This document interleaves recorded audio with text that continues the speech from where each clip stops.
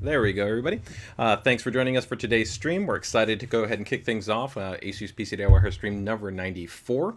So we've got quite a number of, I think, promotions to talk about. We've got some cool new product announcements to go ahead and jump into.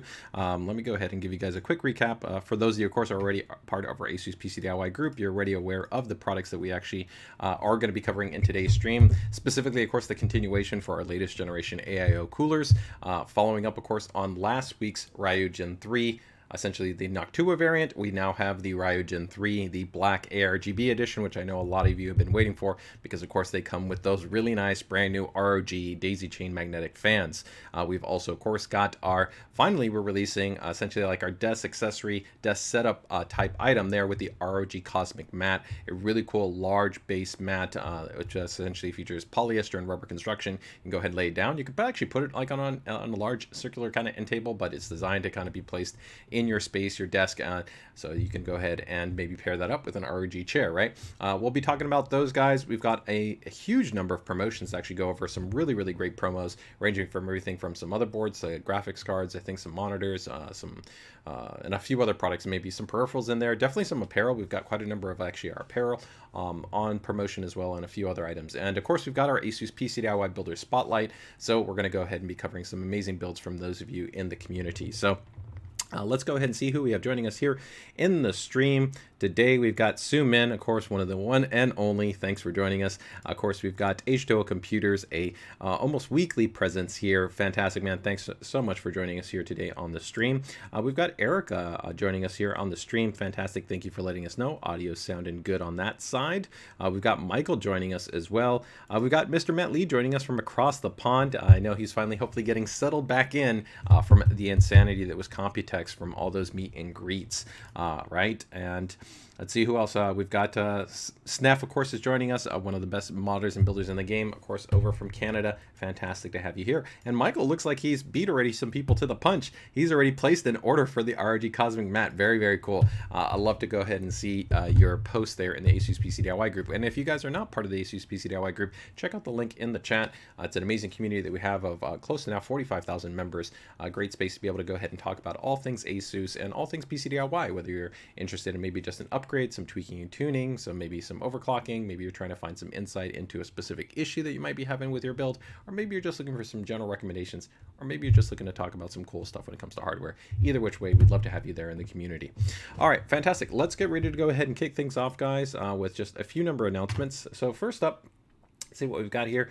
We've got our UEFI BIOS update. So let me go ahead and bring up my log here that I've got here. I think that's a pretty good number of updates. And again, not going to be a huge number of, I'd say, like critical updates in terms that you need to probably be worried about in terms of updating to. You know, whether it was going to be dependent like on a security update or something along those lines, you know, on occasion when those gets released. But let me go ahead and bring these up.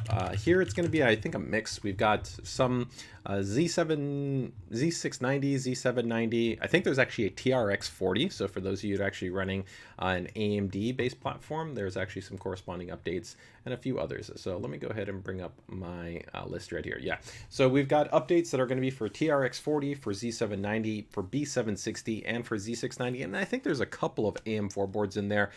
They're not part of a larger release because we have gone ahead and also recently done a pretty broad scale update to AM4 which is already a very mature platform, but there was an additional AMD Agisa update that was gone ahead and been put out not that long ago, about a month ago. So again, you can always go ahead and check on your corresponding model, see if you have a corresponding UEFI release. I will go ahead and have a post up later today, which will actually contain all the models. I think all in together, there's maybe around like 50 UEFI updates. So we'll cover a pretty kind of healthy mix of different motherboards. Again, I wouldn't consider any one of these a critical release that you have to kind of be mindful of. In most situations, especially when we're talking about releases for more mature series motherboards, so boards that have generally been on the market for, I'd say, at least 8 months, if not more than 12 months, you're generally going to find that the boards generally aren't you're not really getting kind of huge new kind of elements that are being baked in terms of support for the UEFI. So they tend to usually be either security, interoperability, compatibility, and on occasion they can be performance related, but generally it's going to be one of those first two that usually it kind of ties into. But as always, let me go ahead and see if I can bring up for reference here one of the boards.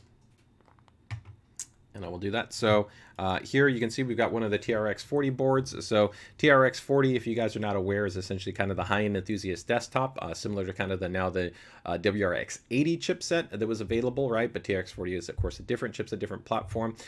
Really popular, I think, for kind of more professional enthusiasts that were looking for a high number of cores, a high number of channels in terms of memory, and of course a lot of PCIe lanes. And it is still a fairly popular platform, specifically for those users. For the majority of you that are probably gamers, first and foremost, you're generally going to be looking at kind of more singular sockets. So you're looking at things like X570, B550, B650, of course X670, or of course on the Intel side, you know, Z790, Z690, B660, B760 type platforms.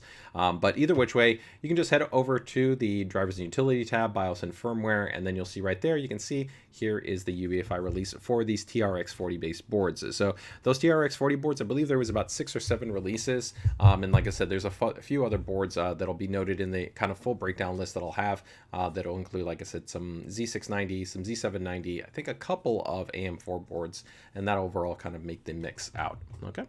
As always too, I recommend that for anybody that's wondering about kind of things to keep in mind when it comes to whether or not you should or should not update your UEFI, I do have a FAQ guide that we have posted in the PCDIY group that kind of breaks down a lot of things that a lot of people sometimes overlook when you're talking about what you want to keep in mind and whether or not you should update your UEFI BIOS. So I'd strongly recommend that if you have questions, make sure to go ahead and read that first. I do include that with the update notification of all the boards. So you'll have both things. You'll have the list and you'll have the FAQ. And then if you have more questions, feel free to go ahead and post them there in the thread. All right. Let me go ahead and see if I've got any quick questions that kind of came up there.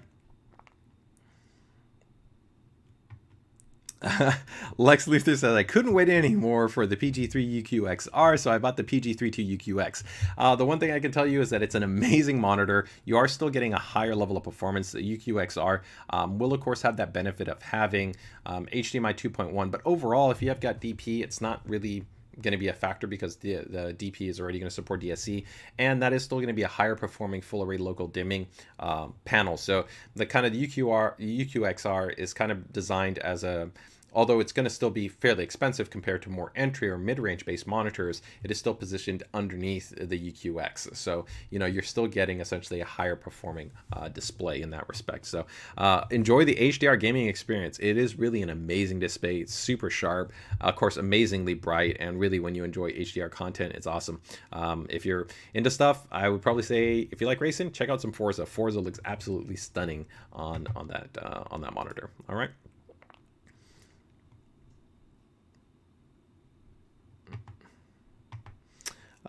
So yeah, Lex Luthor goes ahead and notes that the HDR is, yeah, it's amazing. It is really great. And then for those of you too also that are kind of interested in HDR, a couple of things that sometimes people forget about is that one, you do want to remember that your Windows environment is not an HDR environment. So you do kind of have to toggle back and forth between SDR and between HDR. So that is important. You need to essentially kind of go back and forth between the two. There's also a actually Windows HDR application that you want to download and you want to run the calibration process to ideally have the best experiences. So those are two things that I strongly recommend that you do in terms of trying to maximize the HDR experience, assuming that you have an HDR really kind of capable monitor. And that's really only going to be for those of you that have monitors that can either one, at least achieve a 1000 nit rating and generally have a full array local dimming, or of course if you've got one of our OLED monitors, which while they're not definitely as bright as LCDs, they can still offer a very impressive HDR experience because of their per pixel kind of self-emissive nature. Okay, all right, let's go ahead and get ready to jump into the next item right here. So DDA4X fan Bruce is wondering about, I'm sorry, let me see, DDR5. So I'm not exactly sure what your question is. I can tell you that when you talk about kind of motherboards and having how it affects memory support, the memory controller is a very large factor at influencing DRAM scaling. So an example is like right here, this is our Prime Z790 based motherboard. And from Z690 to Z790, the DDR topology was kind of refined along with the trace design to be a little bit more performant, have a little bit more kind of signal retention, and that allowed for a little bit higher scaling. So even with the same quality CPU, you saw a little bit better performance. But generally the biggest, let's say, bump up in the scaling would actually be dependent on the CPU. So while a Z790 board, or inversely a Z690 motherboard, can support either 12th gen or 13th gen. The scaling on each one of the respective CPUs differs, right? So generally for 12th gen, you would see that it can get up to around 6000 MT. Definitely you could have better quality CPUs that could see 62, 64, 6600 MT. But with 13th gen, you saw that the vast majority of CPUs, not all, because of course overclocking is not guaranteed and there is margin between CPUs, some being better, some being worse. But you generally saw the average being at around 68 to 7000 MT. And there's definitely better CPUs that could see 72, 74, 7600 MT and actually even higher, especially if you start to, go with something like, this is an AMD board, but, sorry, I was trying something out there. But if you go with a 2-DIMM based board like what we have here with this Gene, the signal reflection is less, and that allows for higher scaling. So there you could even go a little bit higher. You could go, usually another 400 to 600 MT. So you could be looking at, 76, 78, 8000 MT, right? So I think you're asking about how that might affect next generation CPUs, where you're starting to see updates be issued for Intel-based motherboards. Of course, that is under a performance tuning parameter, so we can't discuss that. But as always, rest assured that when we get to essentially being able to discuss performance information, just like we have in prior live streams, we'll probably have a dedicated live stream where we talk about tweaking, tuning, overclocking expectations, and all those different facets when it comes to what you can expect. Okay? All right. So hopefully that helps right there.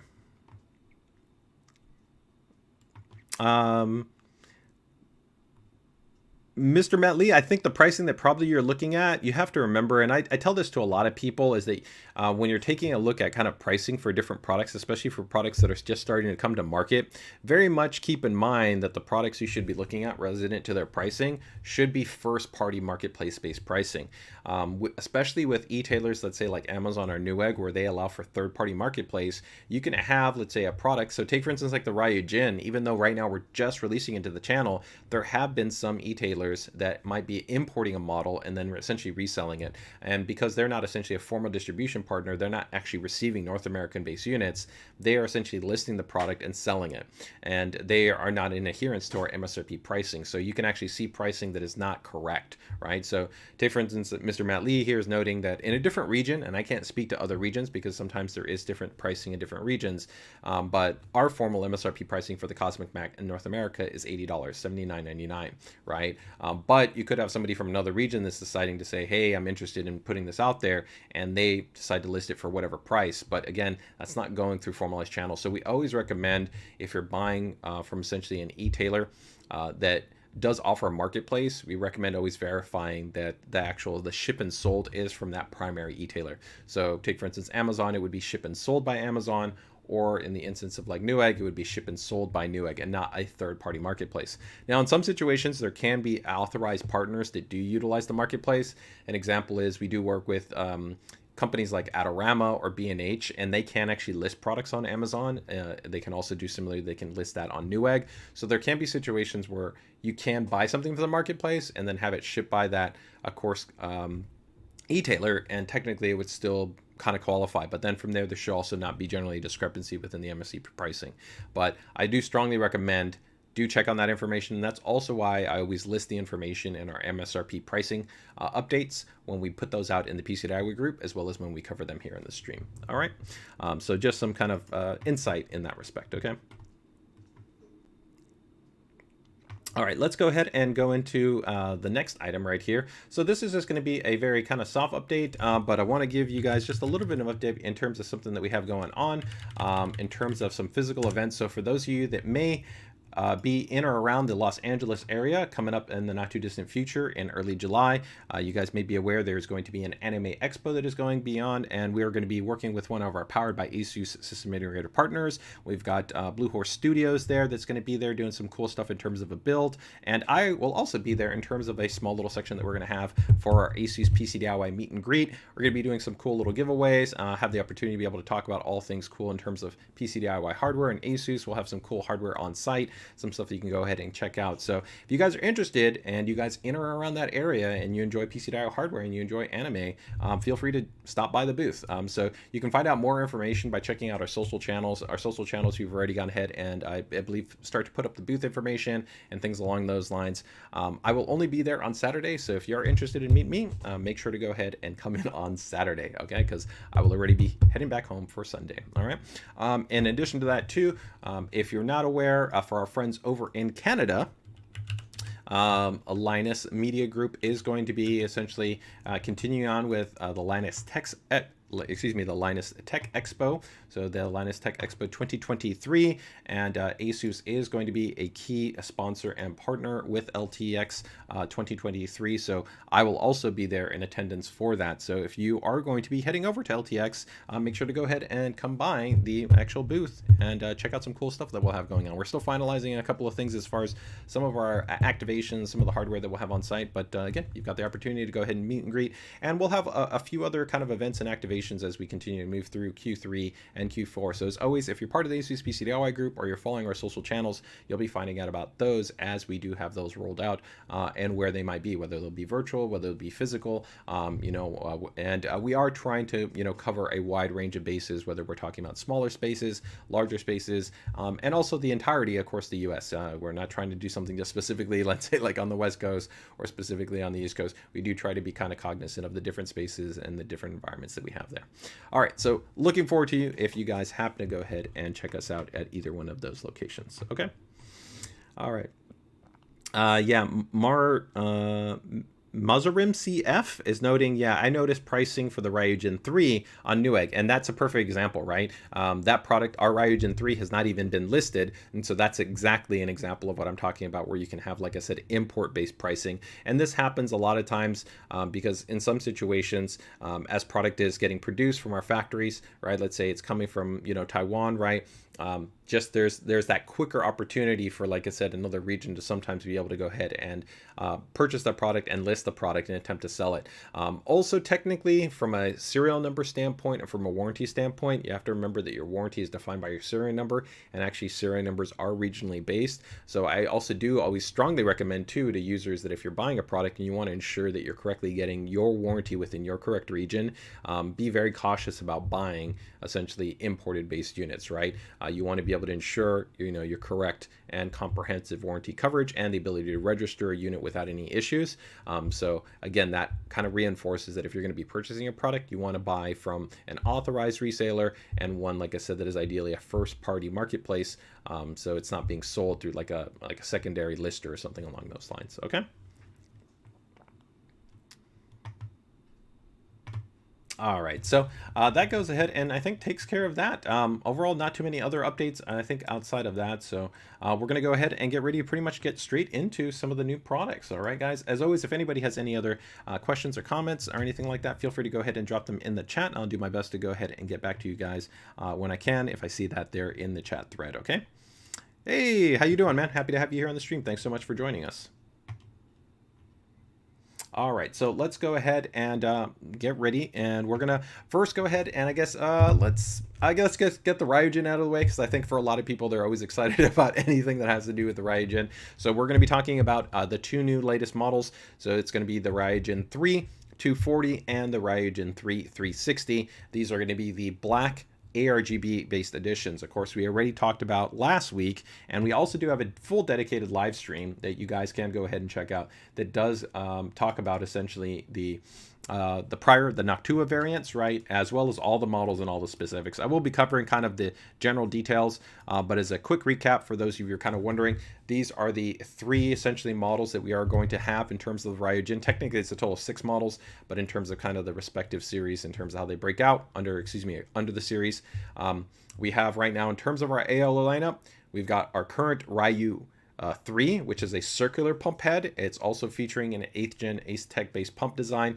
very performant. It features an anime matrix pixel display with a very large circular pump head. It looks fantastic. Mr. Matt Lee's in attendance here. You guys can check out his social feeds as well as our PCDI group for some great coverage. I also did a full stream on that model. I did some performance testing with it, so you can check it out as well. If you want to, you can check it out on kind of YouTube. But supplementing that model, we have the RYUJIN. And so the RYUJIN, instead of a circular head, is a square head. You can see that we're going to have it in the Noctuas. The Noctuas feature all of the updates I'm going to be talking about, except for the fans. The fans are going to be essentially Noctua IPPC based fans, so no RGB. They're extremely highly reliable, great in terms of tonality, great in terms of durability and overall static pressure and airflow performance. Then we've got the RYUJIN models in black, which are going to be with aRGB. These feature the new daisy chain and magnetic design for the fans. And then the RYUJIN III in white. That one right now, our best estimate is probably still going to be probably July. So if you're waiting for the white, it's still probably going to be a little bit longer before that model gets ready to come out on the market. All right. So let's go ahead and quickly kind of go through some of the items right here in terms of kind of like what's new and what's the same, and we'll kind of break things out from there. So give me 1 second right here. I'll give you a little bit of kind of a teaser right here on some of these items. So let's, well, not a teaser, but let me go ahead and load this up right here. And here we go. So we've got, I think, the RYUJIN. Let me see. Excuse me. Yeah, here we go. Okay, let's go. Yeah, here we'll go with this. All right, so here you guys can kind of just get a look in terms of the overall kind of installation of what the RYUJIN would look like in terms of inside of a system. It looks really nice, really clean. You can see that, of course, it maintains the kind of the same ID design that we had with the RYUJIN II, the same ultra large, of course, pump housing with that largest screen that's on the market. It is still the largest display that you can get in terms of 3.5 inches. Of course, in terms of updates, though, there are quite a number of updates that we have integrated for this generation. So what have we done? Well, let's go ahead and take a closer look here. So let me see on what's new. So I'm going to go ahead and bring up my little kind of compare and contrast chart, and we can kind of break this information down here. So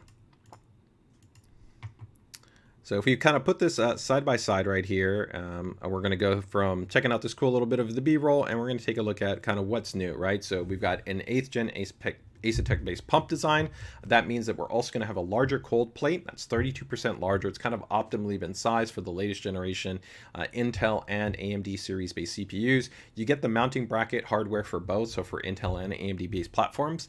The radiator is thicker than the prior generation, so it's 30 millimeters versus 27 millimeters. You do want to count a little bit for that because that means it takes up a little bit more Z height in your chassis, especially if you mount it on the top of your chassis, which is usually my preferred recommended location for mounting an AIO.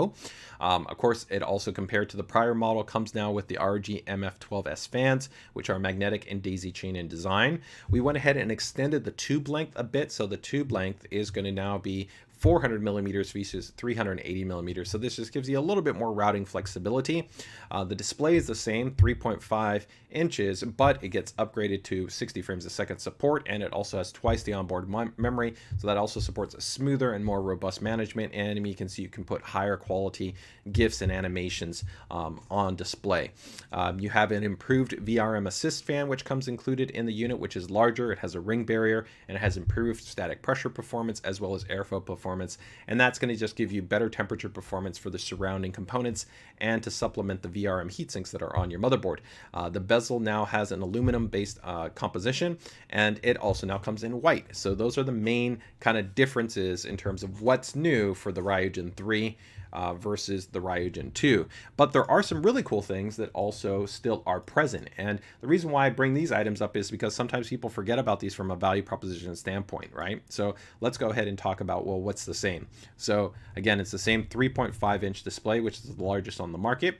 The pump housing is magnetic, and so that's really cool because it means that when you install the AIO, you can actually entirely remove the pump housing. You can get everything all cable managed, get everything the way that you wired want, and then you can just easily and simply put essentially the pump housing cap back on the unit. This is a really big thing that I think helps to just improve kind of the streamlined experience of how you install the unit. Plus, it allows for much easier accessibility to service the integrated VRM assist fan. It does add quite a bit of complexity and cost to the Ryujin, which is also part of the reason why it is more expensive. But comparatively, if you really take a look, there are competitors that are offering their 360mm AIO between like $290 to $310. So at this respective price point, actually, I think it's a very strong value considering that they don't have magnetic daisy chain fans. We have a larger display. We have actually an AIDA64 license, which comes included, which alone is $25. We have more stat screen and display. We have the VRM assist fan, right? So there's actually, I think, a very strong value proposition when you talk about it collectively, if you look at all the elements. But the magnetic pump housing, again, that pump housing also allows you to go in dual orientation. So you can go either horizontally or you can go vertically, which is kind of cool. So you can change things up. The display allows for the broadest actually display in the industry. So you can do a single display, 2 displays, 3 displays, or 4 stat display. And then you can, of course, fully customize the stat display if you want to use AIDA64, where you can go ahead and kind of fully customize it yourself and do your own kind of readouts, right? You maintain the VRM cooling fan. Botted mounted tubing. The botted mounted tubing, I think it just is cleaner because it means you don't have a tube that's going out to the side of the DRAM that can sometimes impact or affect or kind of push the memory. A 6-year warranty, and then of course we maintain 240 or 360mm model support, as well as have the Noctua based units. So overall, that is going to be kind of a quick recap there in terms of all the cool things that we have resident to the RYUJIN III. So overall, I think it's going to be a really great addition to our lineup. Fantastic. And of course, unquestionably, when you talk about those magnetic fans, it just really helps to kind of streamline and make the experience that much nicer in terms of getting everything installed. I can go ahead and show you what that looks like. So let's go ahead and quickly take a look at the magnetic fans. So give me 1 second here, and we will take a look at those. So give me 1 second, and let me share that here. I think I've got that right here. Yeah, here we go. Okay. So here you guys can actually see the magnetic fans in display. So you see they pretty much just super simple, right? Let's go ahead and, well, that went really quickly, but you can see pretty much right there just how they come together. Real simple, really nice. The really cool thing too about the magnetic design is that the actual connector exists on both the end on the left and the right hand side. So that means for kind of whatever it is on your cable routing path, you could very easily kind of run the cable going out to the left hand side or to the right hand side, as that connector exists on both ends of the actual fans. So it makes it very simple in terms of kind of working with it. However it kind of really is, it's going to work for you best, right? And here we can go ahead and just take a little bit of a closer look at some of the images. So let's go ahead and bring up just some of the images here for the RYUJIN III.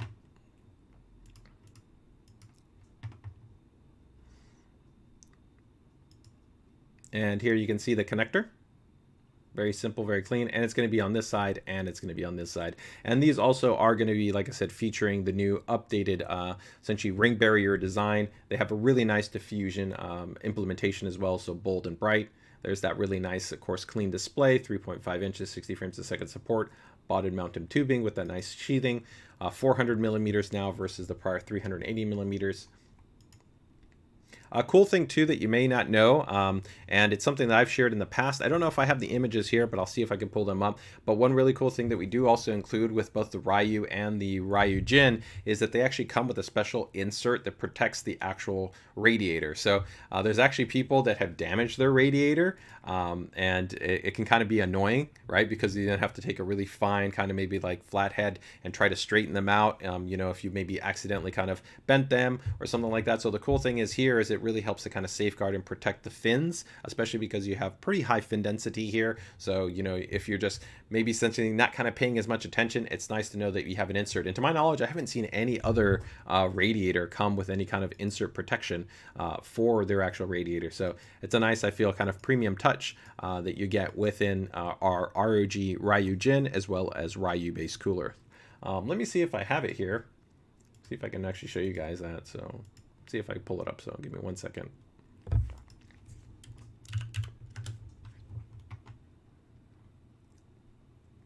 ROG goes, is the performance on par with the Noctua IPPC fans? I would say that it's going to be pretty close, right? It's hard. I'd have to do the benchmark. I can tell you that right now, when I measure the performance essentially of the Noctua fans, right, the IPC fans on the Ryu, which is using the same 8th gen based pump, but it doesn't have the VRM assist fan, and I compared that to essentially our ROG static pressure optimized fans that we already had on the RYUJIN II. Actually, I found in some situations, depending on the load, the actual the RYUJIN with the aRGB fans was a little bit better, but overall, nominally up across the curve, the Noctua I'd say would be a little bit better, right? Those IPPC fans are very good, but keep in mind that the highest performing versions of the IPPC fans are 3000 RPM, which definitely start to get a little bit more audible, right? These are going to be at a little bit lower. These new fans max out at a slightly higher RPM, to 2200 RPM. I don't think most people are going to run that. I think most people generally want to run their fans usually between about 400 to about 1600 RPM, because that's usually kind of the sweet spot in terms of noise to kind of cooling performance range. And I'd say that in pretty much most workloads, they're going to be pretty close. The Noctua might maybe have, like I said, a little bit of an edge, but I think that is going to largely be dictated by kind of how much margin you give within the fan curve. And of course, you can control your fan curve, right? That'll be up to you in terms of how you want to define that. Mr. Matt Lee goes, the RYUJIN III was showcased at Computex as a standalone block for custom looping. That's correct. We did show off essentially like a concept. It is something that we haven't yet fully committed to in terms of releasing. These products that we're talking about here, they are not designed as a water block based solution. So it's very important that if you're going to want to use this like this, you would have to modify it. And there have people that have modified their RYUJINs to be integrated into a custom loop, but that solution that we did show off actually would natively be sold as a unit for that intended purpose. Even it would come potentially with fittings. There's no actually pump inside that unit at all, and you have to supply your own pump to actually get it to all integrate. So its main job is essentially to serve as like a cold plate with an actual display, but that's an entirely different product, and that's one that we're not yet kind of committed to actually releasing.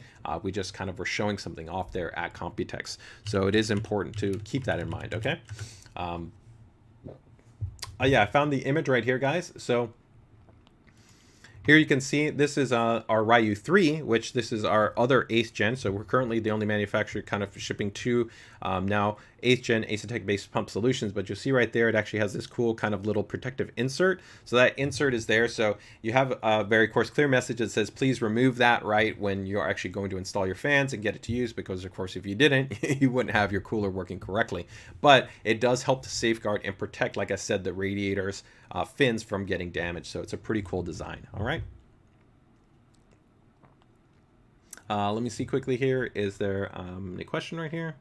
Release date for Canada. Canada should probably be a little bit somewhere probably between, I'd say, a 10 to 30 day delay. So if right now we're having the RYUJIN released into North American channels, right, within the next 10 to 30 days, you would add in kind of a similar little bit of a buffer to that. So hopefully you should see it, I'd say, by the end of July. But, you know, it just kind of depends on logistics and timeline considerations, okay? But what I'd recommend is that you can definitely reach out to kind of the e-tailers that you might frequent, whether it's an online e-tailer or maybe it's like a brick and mortar, right? So like Mike's Computers or, you know, Memory Express or different partners like that, and you can reach out to them and find out what's their respective timeline that they're going to be receiving it from distribution, and they can help to give you visibility on that, okay?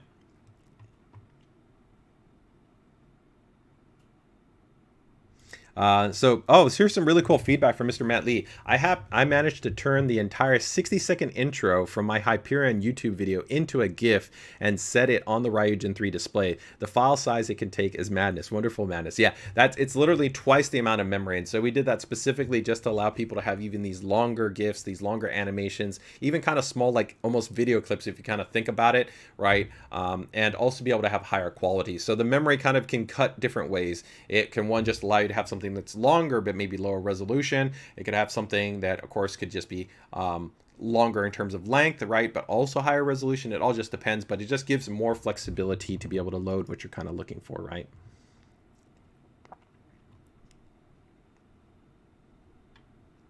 Let me just go ahead and see anything else. We got one other question. Is it better to get the RGB or the Noctua fans? It really comes down to your user preference. I think for a lot of people, it just comes down to kind of the simplicity and kind of the aesthetic that you're looking for, right? The Noctua ones are fantastic. I've run the Noctua ones in quite a number of builds, and I really love the IPPC fans. They're super clean. They look fantastic. There's no extra cables or controllers, right? It just literally goes to the headers right on your motherboard, and bang, you're good to go, right? I think that's a really, really nice experience, right?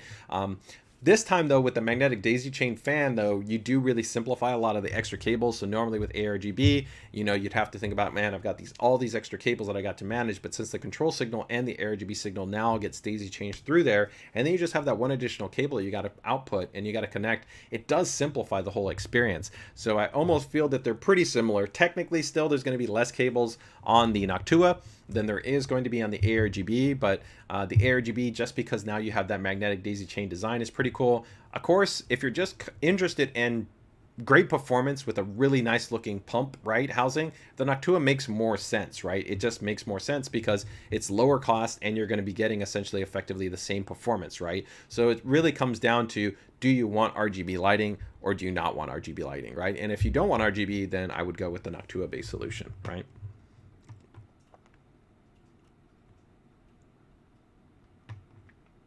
Let me go ahead and just see if there's any other questions right there. Can you use the pump cover screen as a standalone? It's not designed as a standalone. I mean, in some ways, technically it is, because the RYUJIN already has a magnetic pump housing, right? So if you want to kind of get creative, you could do stuff where you could just remove it and then you could put something underneath it, right? So it's not designed to work in that way, right? It's magnetic and it gets pulled off. I have my RYUJIN II over here somewhere if I went to go grab it really quickly, and I could show you if you really want to kind of see how it pulls off, but I don't view it as kind of being a standalone product, but technically, sure, if you want to get creative, and I know, Mike, you've done some really cool and kind of interesting stuff, so maybe for kind of maybe the more mod community, you could kind of get creative with it, but it would be expensive to essentially eliminate all the other things that come with the RYUJIN just to take off the pump housing cover and use it, right?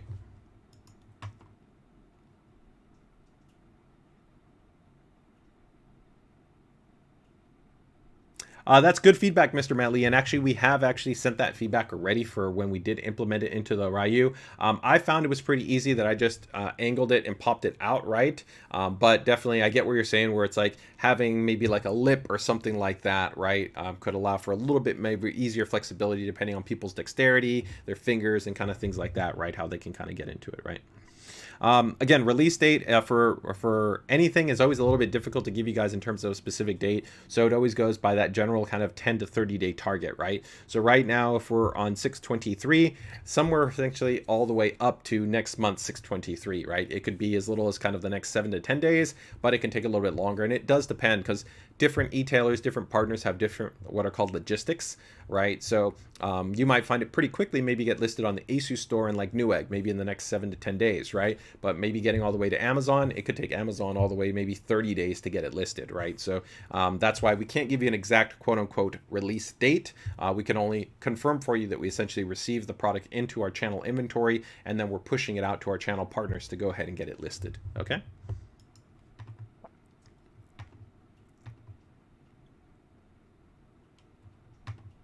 All right. Tech, can you buy the parts for the RYUJIN II? Not independently, but the service and support team does have a kind of like on-hand accessories. So if you run into a situation, I always just recommend you can reach out to our service and support team for questions on whether or not, you know, they have that part or they have that accessory available for you. Okay. All right, guys. So that pretty much wraps up the RYUJIN 360 aRGB edition. Again, we are going to have a 240 millimeter base version. We're going to have a 360 millimeter base version, and the Noctua versions we already announced last week. So all things considered, right, they are going to be coming out in the not too distant future here. If you're really kind of looking for a outstanding, pretty much flagship level AIO solution, this is definitely one you're going to be wanting checking out.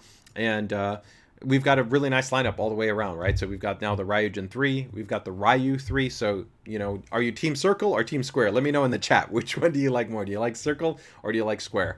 We still also have the ROG Strix LC series, which is the one that I have right here. The LC series comes in 240, 280, and 360. And we have them in white and we have them in black. We also have the Tough Gaming LC series, and the Tough Gaming LC series will be updated in the not too distant future, probably by very early Q3. So in a very short period, you're going to see the new updated Tough Gaming LC2 series, and that one will feature actually a new pump and will now go up to 360 millimeter, and it features a really cool design. If you want something kind of a little bit more I think minimal in terms of kind of its design, it doesn't have a display on it, right? It's just a clean, nice blocked head. I really like the way it looks. I think it's pretty sweet looking.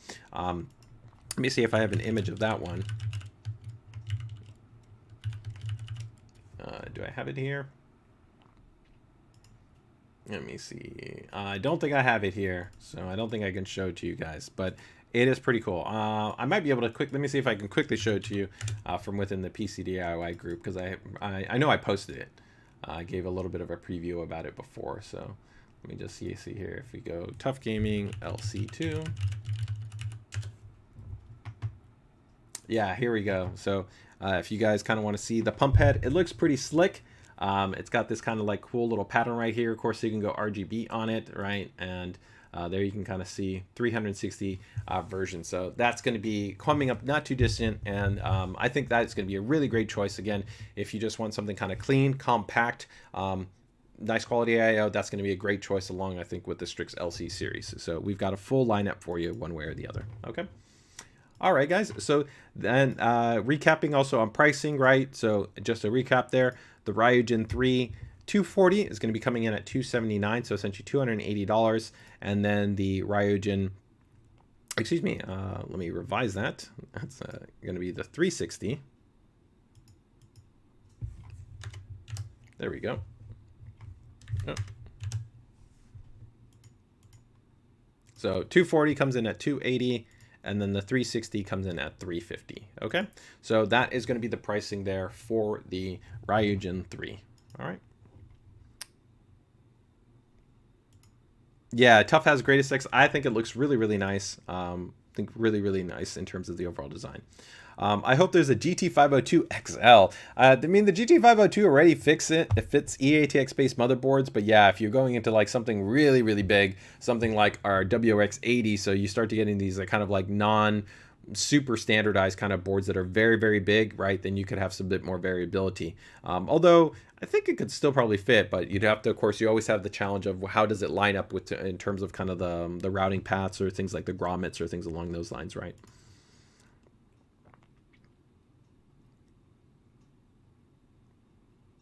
Will there be an update to the ROG Citadel where you can see the new hardware? Thanks, Michael. I'll have to check with our software team and the roadmap team on whether or not they're going to have updates. We don't always consistently update it, but I think coming out of Computex, there's probably going to be at least some of those products that get updated and put into ROG Citadel. Other ones that were kind of coming to the market fairly quickly may not see an integrated, so it might be things that are kind of maybe more long, you know, longer forecast, right, in terms of actually it coming out in terms of availability.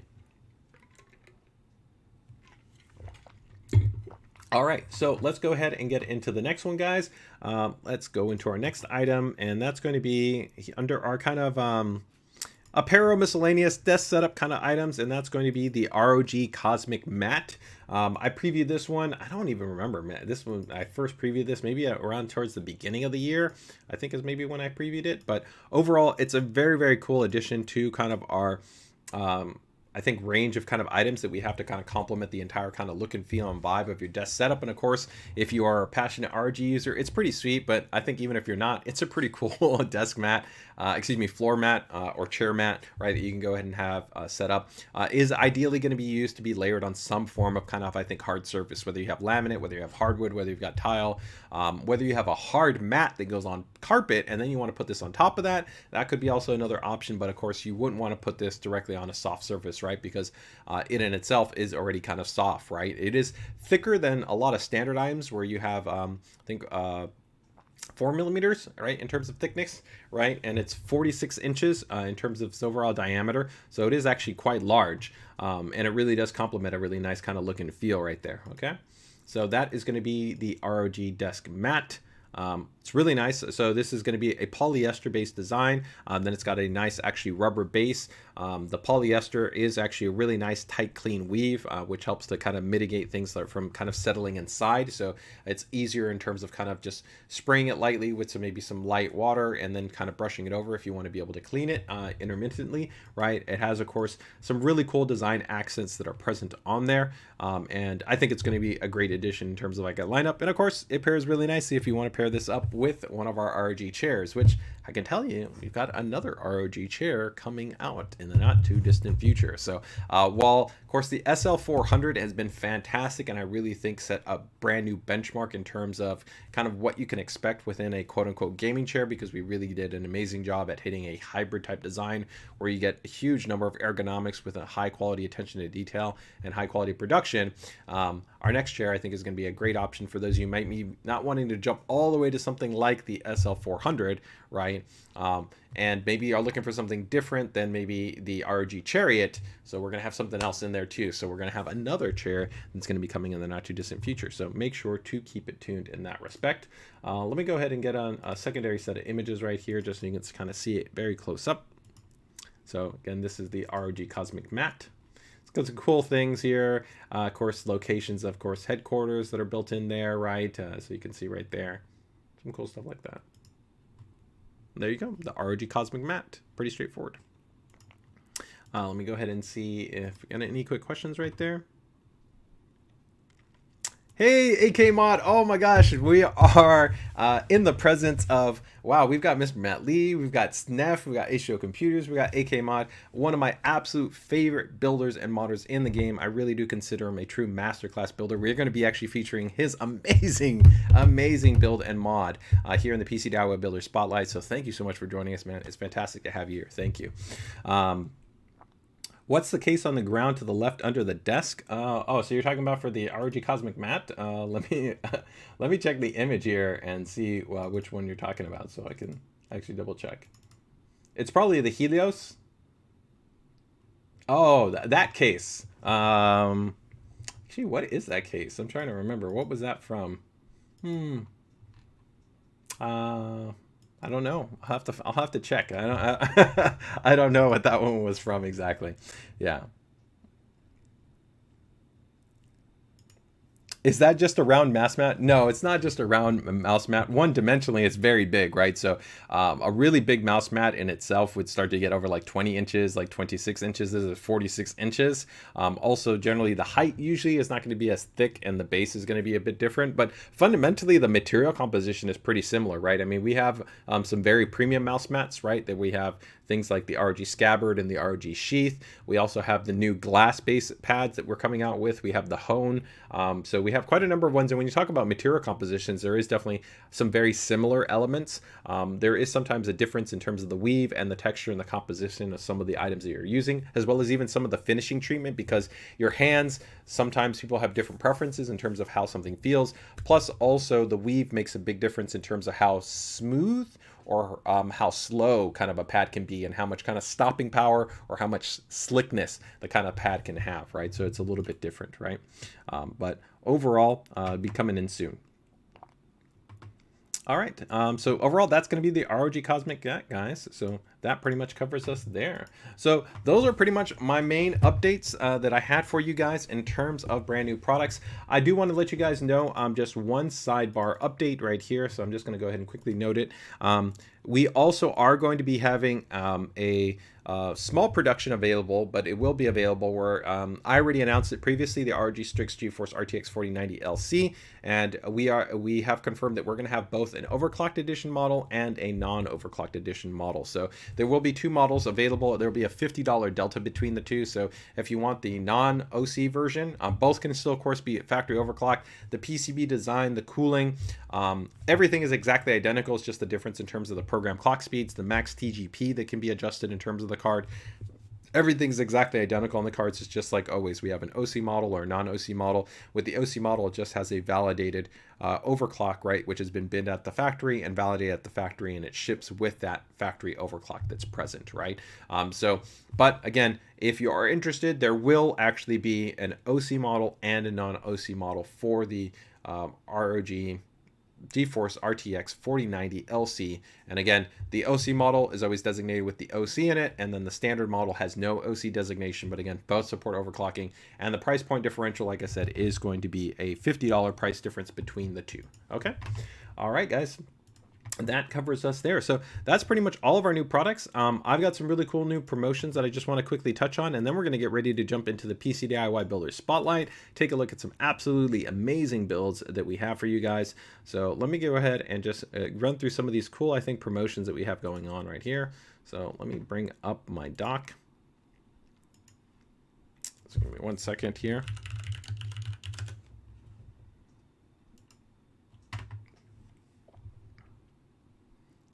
Kevin Daly says glass-based mouse pad. Tell me more. RGB2, no RGB on this mouse pad. I showed it, Kevin. Let me see if I actually have it here.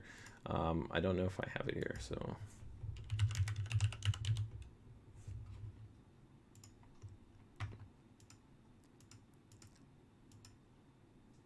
if I can have it, let me see.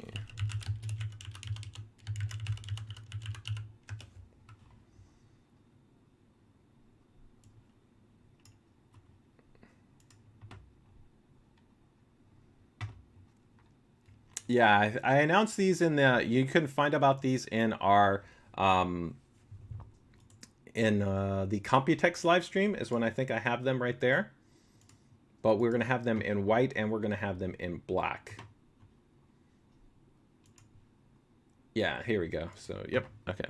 So in case you missed it, Kevin, that's what's going to be right here. So we have the ROG Moonstone, right? So here it is. This is going to be the ROG Moonstone. It has actually a tempered glass surface, right? And I'm really excited. It has an anti-slip silicone base design. We're going to have it in both in white and we're going to have it in black. If you're somebody that really likes that kind of smooth snap movement, right? And also, this kind of has some hallmarks of some that I really love. One of my favorite pads that we released that we don't produce anymore was called the Whetstone. The Whetstone was made fully out of a really premium grade of silicone. And the really cool thing was, like, you could fold it, you could wash it, you could entirely dunk it. It was super resilient. And that's really one of the cool things that you kind of have also with the hard pad. Hard pads, though, tend to be a bit thicker. They can have a little bit more sensitivity on how you clean them just because they're plastic, right? But they're still quite a bit more flexible in terms of how you can approach cleaning it than you do with generally a cloth-based pad. Although we have pads like, you know, the Scabbard and others that have the nano coating, which helps to mitigate kind of any kind of dust, debris, or even liquids from kind of settling into the textile, the fibers, right? But these ones will be coming out later. We'll have the ROG Moonstone. Again, it'll be in white and a black. And if you are looking for that super smooth experience, super easy to clean, and super responsive, the Moonstone might be the ones for you. So those will be coming out a little bit later. All right. So ROG Moonstone.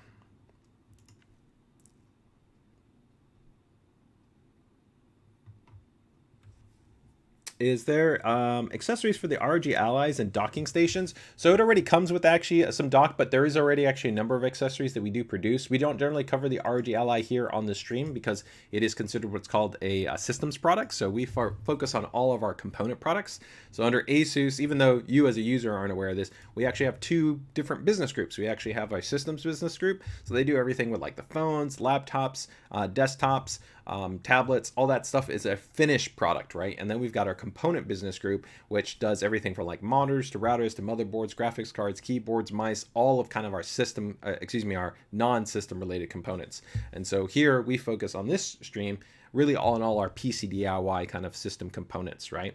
But there is a number of them, and when you go to the ROG Ally page, you can actually scroll down to the bottom and you can actually see all of the accessories that we have available. And those do include things like some dock and some other items, although I've already started to see some third-party manufacturers start to produce some pretty cool stuff for the Ally because it's been very, very popular. So I would definitely also expect to see kind of some more cool things that are coming to the market in that respect if you're looking for something specifically for the ROG Ally.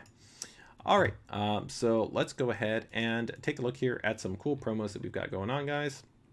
So First up, let's go. I'm going to try to kind of go through some of these pretty quickly. I don't want to take too much time, but we've got some pretty cool ones. So give me 1 second here to at least load a few of these up. And again, if anybody has any questions, feel free to go ahead and just drop them in the chat.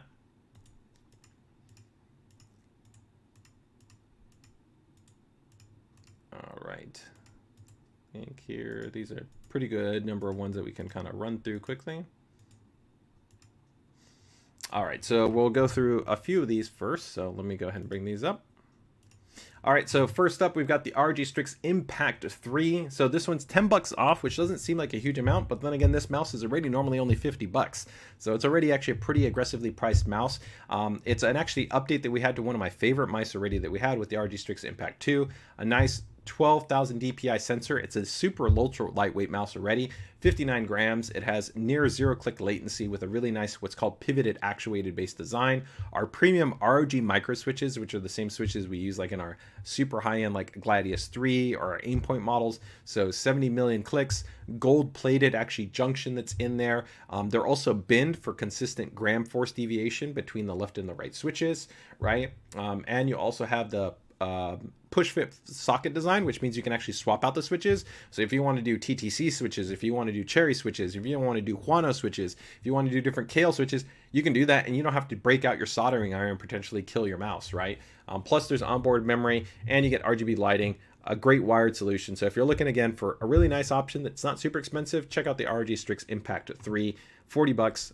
It's a really nice addition that we've got here to our gaming lineup. All right. Next up here, we've got the Tough Gaming VG249QM1A. This is going to be for those of you who may be looking for an upgrade in terms of a kind of esports centric 1080p gaming monitor. So this is brand new fast IPS based display. So great color coverage in terms of the actual color rendering performance, but super high refresh rate. So 270 hertz refresh rate on this guy. It does support backlight strobing. Of course, a low peak response there in terms of 1 millisecond. It does also support both VRR, right? Compatibility on there, and $50 off. So comparatively, take a look, there's usually not going to be something like that's going to be this class with the new fast IPS based display and ultra high refresh rate at 200 bucks. So I think this is a really nice option if you're maybe wanting to try something out. And like I said, your kind of gaming focus is still really in that 1080p high refresh rate gaming, you know, Overwatch, Destiny, Valorant, Warzone, PUBG, you know, whatever it might be in terms of kind of any one of those kind of FPS centric Twitch shooters. 50 bucks off, 200 bucks. Keep in mind, unlike many other competitors, even with our entry level displays, LCDs come with a 3-year warranty, where many other manufacturers on their more entry displays might only give you a 1-year warranty. So 3-year warranty on those. All right.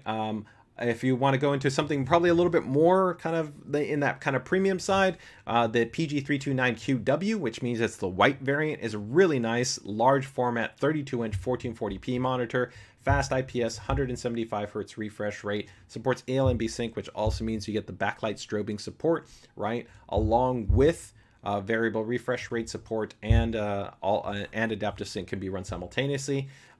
You have higher than standard brightness. While this doesn't support full array local dimming, it has very good color gamut coverage and really bold and bright SDR coverage. So this is going to be a great monitor in that respect. So I'm a really big fan of this monitor. It also has an integrated USB hub on here, and it supports the ROG desk mount kit, which is a really cool kit to kind of C-clamp your monitor in there if you want to have a really nice kind of level of space, and a USB hub in there, and 80 bucks off. So that's a pretty nice savings. Okay. The ROG Spotlight X, it's one of my favorite mouse. I'm a bigger guy. I've got, you know, large hands. I'm 6'2", right? So I'm a really big fan of this mouse. This is the new updated version of our large format, kind of like MMO or heavy multi-button mouse, right? So 12 buttons on here, wired and wireless support, a very long battery life. It has the cool magnetic base, ROG micro switches, the ROG paracord cable, onboard memory, or RGB lighting. 30 bucks off. So now 120 bucks versus normally being 150 bucks. Okay. The ROG Gladius 3, one of my favorite mice in our lineup, $30 off, right? A lot of the same things that I just talked about on the Spotha, just a little bit more standard. So if you're in that medium or standard large hand side user, this is definitely one of my favorite mice that we have in our lineup. And I've covered this mouse a lot in some of our other live streams where you can see full kind of teardown. I've go into full feature breakdown, all the really cool things about the Gladius 3. Really, really great sensor on this mouse as well. So I definitely would check that out.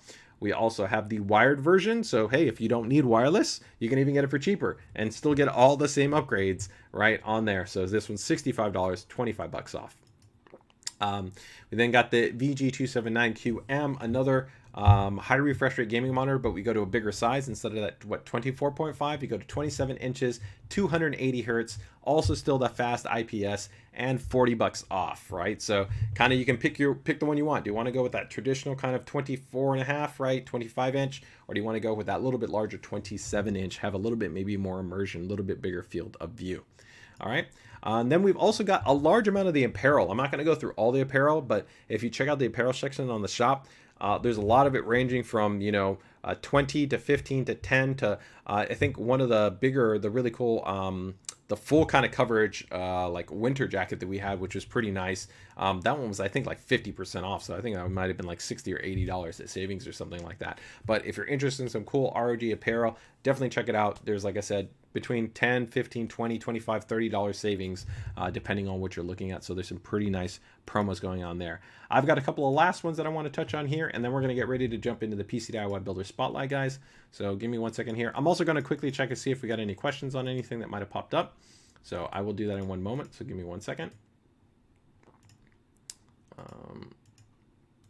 Just bring up a couple of these others right here. They got the Hyperion. We got this guy.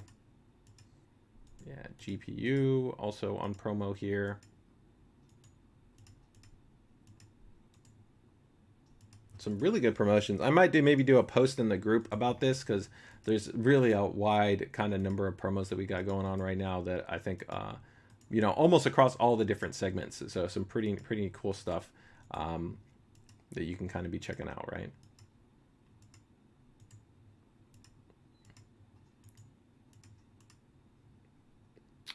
Okay, I think that will get us there. Okay. Yeah, I think perfect. Okay, here we go. Let me finish it out with this one. Okay. Let me quickly see. The ProArt backpack. The ProArt backpack is actually really nice. I just saw the actually full review kit for that. It's a really actually nice backpack. All right, so let's go ahead and go through just some last ones right here. So here we've got the Prime B760 Plus D4. So this is the DR4 version. B760 means the modern chipset. You do have PCI Gen 5 support. You got 2.5 gigabit Ethernet on there. Actually, a pretty robust level of actually M.2 expansion support, as well as actually internal USB-C.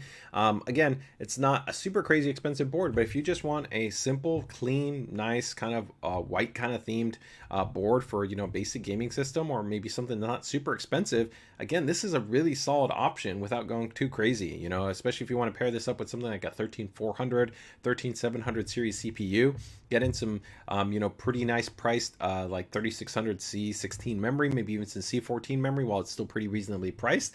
You could have a really nice kind of more entry gaming system that's not super expensive. So 140 bucks right now, $20 off for this model. I think that's actually a really nice little savings. Okay.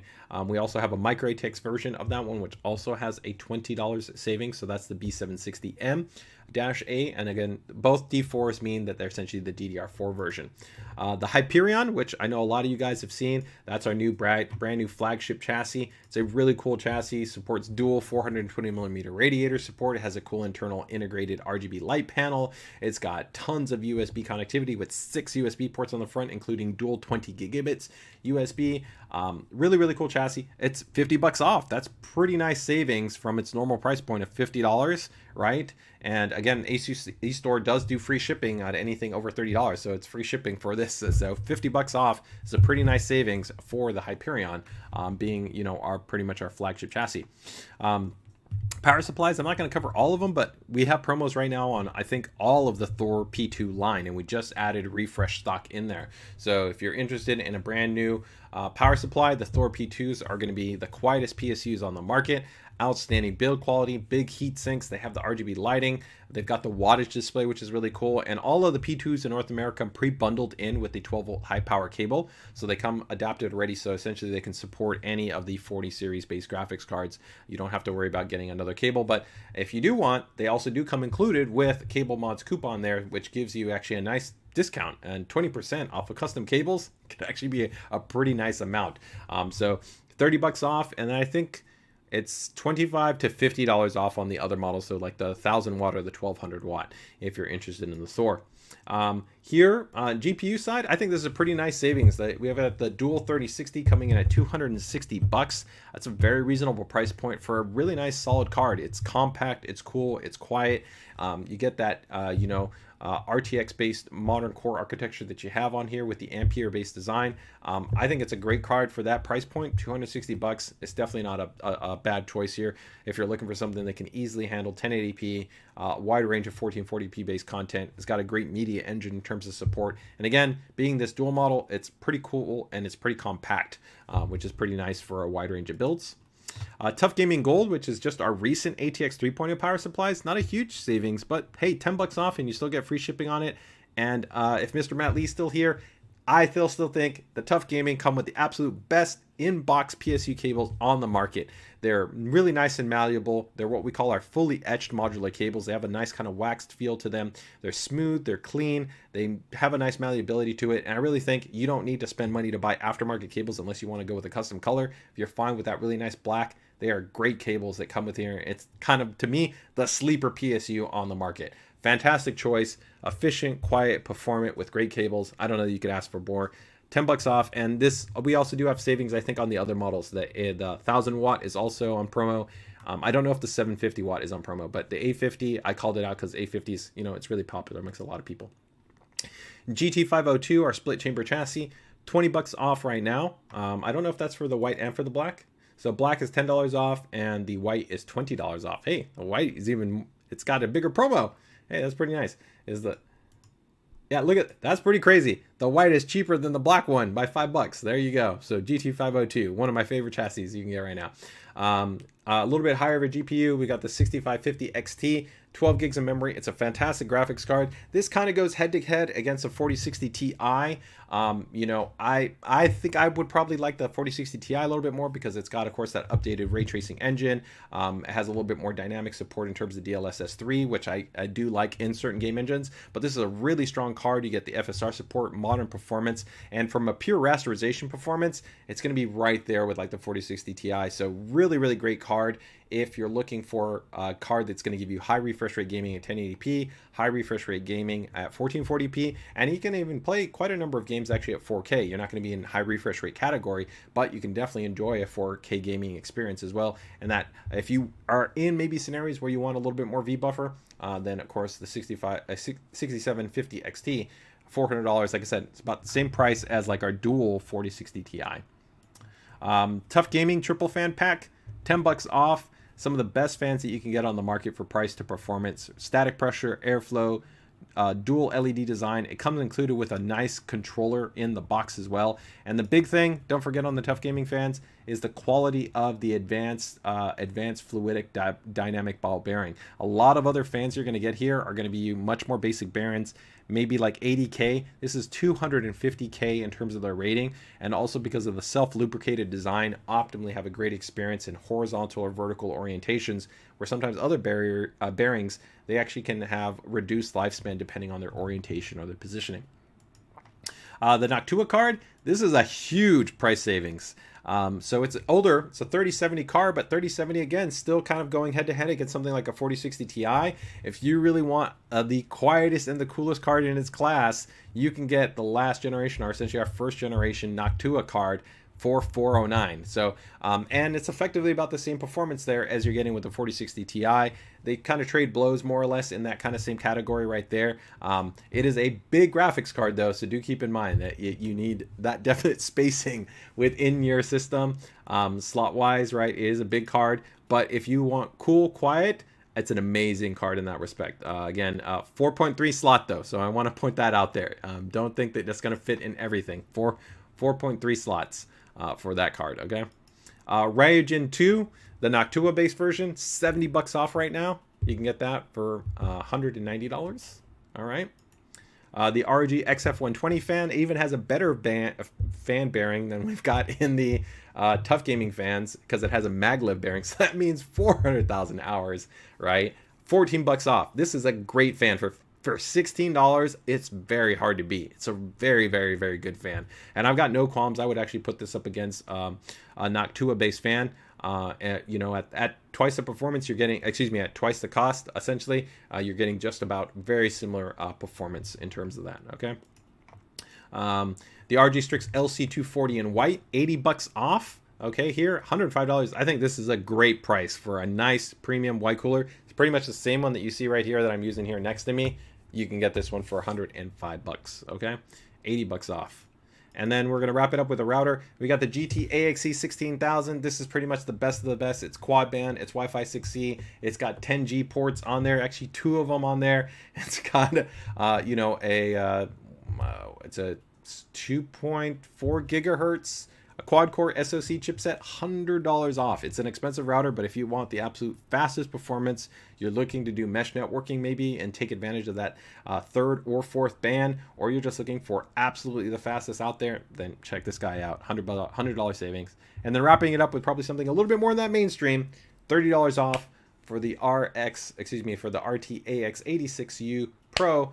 Probably one of my favorite overalls for the bang to the buck to performance, speed, range, the fact you can pair it up with other routers if you even need more coverage, and you can have very robust interoperability support in terms of specifications. If we go down here, this is the big thing right here. You still get that ultra performant 2 gigahertz quad core SoC, 1 gigabyte worth of RAM, 3x3 and 4x4 on the transmit and the receive on this guy, and robust networking along with a multi-gig port. So you do have a 2.5 gigabit port on there.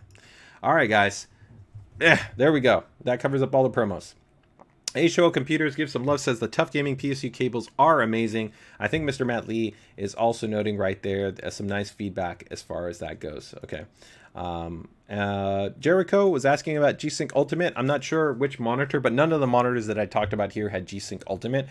G-Sync Ultimate would be only reserved for like pretty much the flagship, so something like the PG32UQX, because a requirement would be that it would have to have the G-Sync FPGA chip. It has to have that dedicated module built into it. Okay. Michael also will give some feedback. He goes, I love my 1600. Very, very cool. All right, so let's go ahead and jump into it, guys. So let's get ready to jump into our first PCDIY Builder Spotlight. All right, guys. So again, if you are interested in being part of the ASUS PCDIY Builder Spotlight, all you need to do is essentially be part of our PCDIY group, and feel free to go ahead and check out the submission post that we have. The submission post is going to allow you to go ahead and submit your build so that it can be featured on our stream. And we'd love to feature. It doesn't matter whether it's mini ITX, whether it's ATX, whether it's EATX, whether it's water cooled or air cooled, whether it's a new build or whether it's an old build, whether it's an entry build or a high-end build. It doesn't matter. I love to talk about all kinds of different types of builds and see what everybody's putting together. That's the great thing about the PCDIY community, is the range at people, you know, the type of builds that they put together, right? So let me go ahead and bring this one up here. And we will do that. So give me 1 second right here. All right. So this is going to be, I believe, the, yeah, we're going to go first with AK mods here. So this is going to be AK mod, the Purifier. And then I think I'll probably also put that this is going to be like from the Clev build, right? So if you don't know, Clev, they're not, I think, as common here in the US. You can kind of order them. They actually make some really nice memory and storage-based solutions. That's where kind of they've had their notoriety. And this was, I believe, a sponsored build that was completed for a Computex feature in the actual Clev booth. So we're going to go ahead and take a look at this. It features our ROG Strix Z790-i gaming board. So that means it's our small form factor mini ITX-based motherboard. And again, like always, the thing that really kind of comes through here is going to be the creativity, the craftsmanship, the attention to detail, the thematic execution, which is really, I think, top notch. So let's go ahead and take a look at it here. So absolutely stunning. So first off, just taking a little bit of that high level kind of visual perspective, already it looks so cool, because a lot of times when we first see a system, we already get a sense of it's a system, right? And you kind of have an idea here.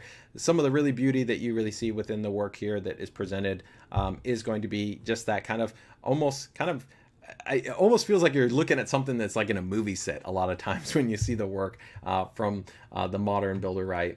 Which is really distinct. So right here, already start to get a kind of a sense of, I think, the color palette, which also I really love. I really love this kind of softer kind of beige, the grays, a little bit of this kind of brighter color with the orange and the yellows. I think it all kind of beautifully kind of just complements each other, right? And then here, I love kind of just showing these secondary shots, which just show the attention to detail, where you start to see how all of this is coming together into kind of a full system, a full vibe, which is quite dynamic and quite cool. And really, really just nice to be able to kind of see it, how it all comes together. And it also shows the attention to detail, the craftsmanship, the time and effort that goes into this type of project and ultimately putting together something like this, right? Here you can, of course, see that FLT 360, right? And now you're starting to get a little bit of sense more of the system. Here you guys can actually see, of course, a Founders Edition based graphics card in there right there. You're already starting to see where you can see things like your quote reservoirs, right? Where you've got maybe your pumps, your cabling, right? But you also don't necessarily know what everything is doing, right? There's some influence, there's some items right here which they are superficial. They are entirely about just serving the visual narrative, which I think is one of the really cool things when you really have kind of an evolved kind of look and feel to a build. It really kind of takes it to that next level in terms of going, is that I don't know if it's actually serving as a functional element or if it's kind of just there to kind of show off kind of a more kind of embellishment, right? Which is pretty cool.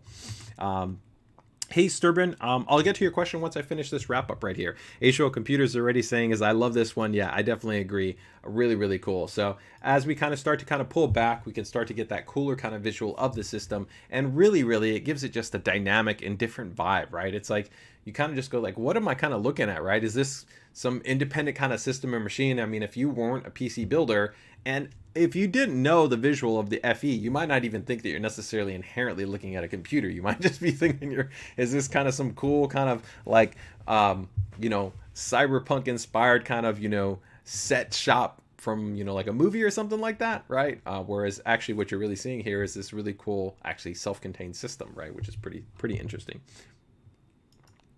And now kind of when we pull back right here, really, really cool in terms of the overall look and feel, right? Where now you can actually see kind of how it all comes together and how it's presented right there. And I think it's really cool. I love kind of this 3-stage kind of setup that we've got, right? Where you can clearly see an element, of course, of a reservoir and kind of like distribution system at play, and then you've got the cabling at play. You've got the really cool kind of screen integrated within there, and you don't really see any of your core components, right? You don't see your CPU, you're not seeing your graphics card, you're not seeing your memory, you're not seeing your storage devices, but it's really about presenting kind of a just cohesive look and feel, right? A true kind of modern build, right? Which has been defined, which I think is really, really cool.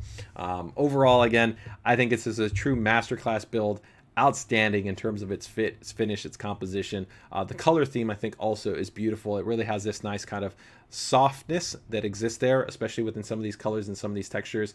And again, the detail that you see right here, the finishing, right, where you just kind of see these curves, these points, right, you know, the course, the rivets where you would screw into little things right there, right? Really, really cool stuff, right? Mr. Matt Lee gives some feedback right here. Is that excellent build, dude. The care you've taken to provide a visual narrative to support the build is next level. It's a PC, but it tells its own story. And I think that's what anybody, which is, you know, trying to create art is going to tell you, right? Is that you almost want to be able to kind of look at something, and even without explaining anybody, people start to think about their own thing and they get inspired by it, or they start to create their own narrative. And that's what it does, is that this just kind of speaks to you, and it speaks really cool in a different way. It's really cool that it's a functional gaming system, right? And it's a functional quote unquote PC, but I'm just really blown away again from, I think, the execution, the craftsmanship, and the vision and the cohesion to kind of bring this all together, right? Because sometimes there can be trickiness at really kind of trying to making something feel comprehensive and cohesive. And here the thing is, every single one of these things feels like it it is of that world, if that makes sense. And that in itself can be a really big challenge, right? Even us as a manufacturer, that's one of the things that we struggle the most with when we make complementary components, right? When we're making a chassis, a cooler, mice, keyboards, graphics cards, and we're trying to combine all these things together, we want them to make them all feel of one world and make them feel contiguous and consistent. And that's actually quite difficult. And to have you now realize this in a different way is really, really, really cool. So overall, a fantastic build. Definitely one of my favorites that I've seen in a really long time in terms of, I think, just the overall composition and the vibe. Let me go ahead and bring up here the actual details on this guy. So give me 1 second. So I think I have the hardware list over here. So give me 1 second.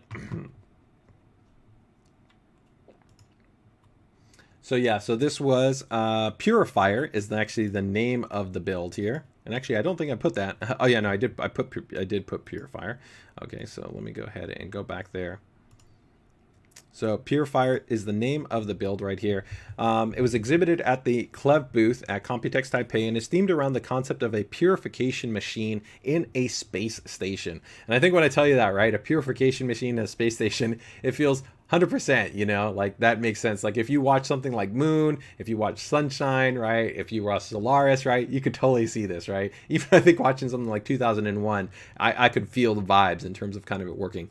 The goal is to create a realistic machine that gives the impression of actually existing of the world when viewed. And I think that's what I was talking about, is that it exists within that environment, within that space, right? It feels it is, right? It is a real product. It is intended for that experience. But of course, you can see really cool little things like right here that you can see that the stat display is actually a functional display that does give you a readout, which without you kind of knowing everything could entirely seem like it's just a Purifier readout, but it's actually showing you, hey, the clock speeds, you've got the temperature, you've got the memory readout information in terms of the utilization, you've got all that other really cool points of data, which actually all speak to the system itself, which is really, really slick, really nicely done.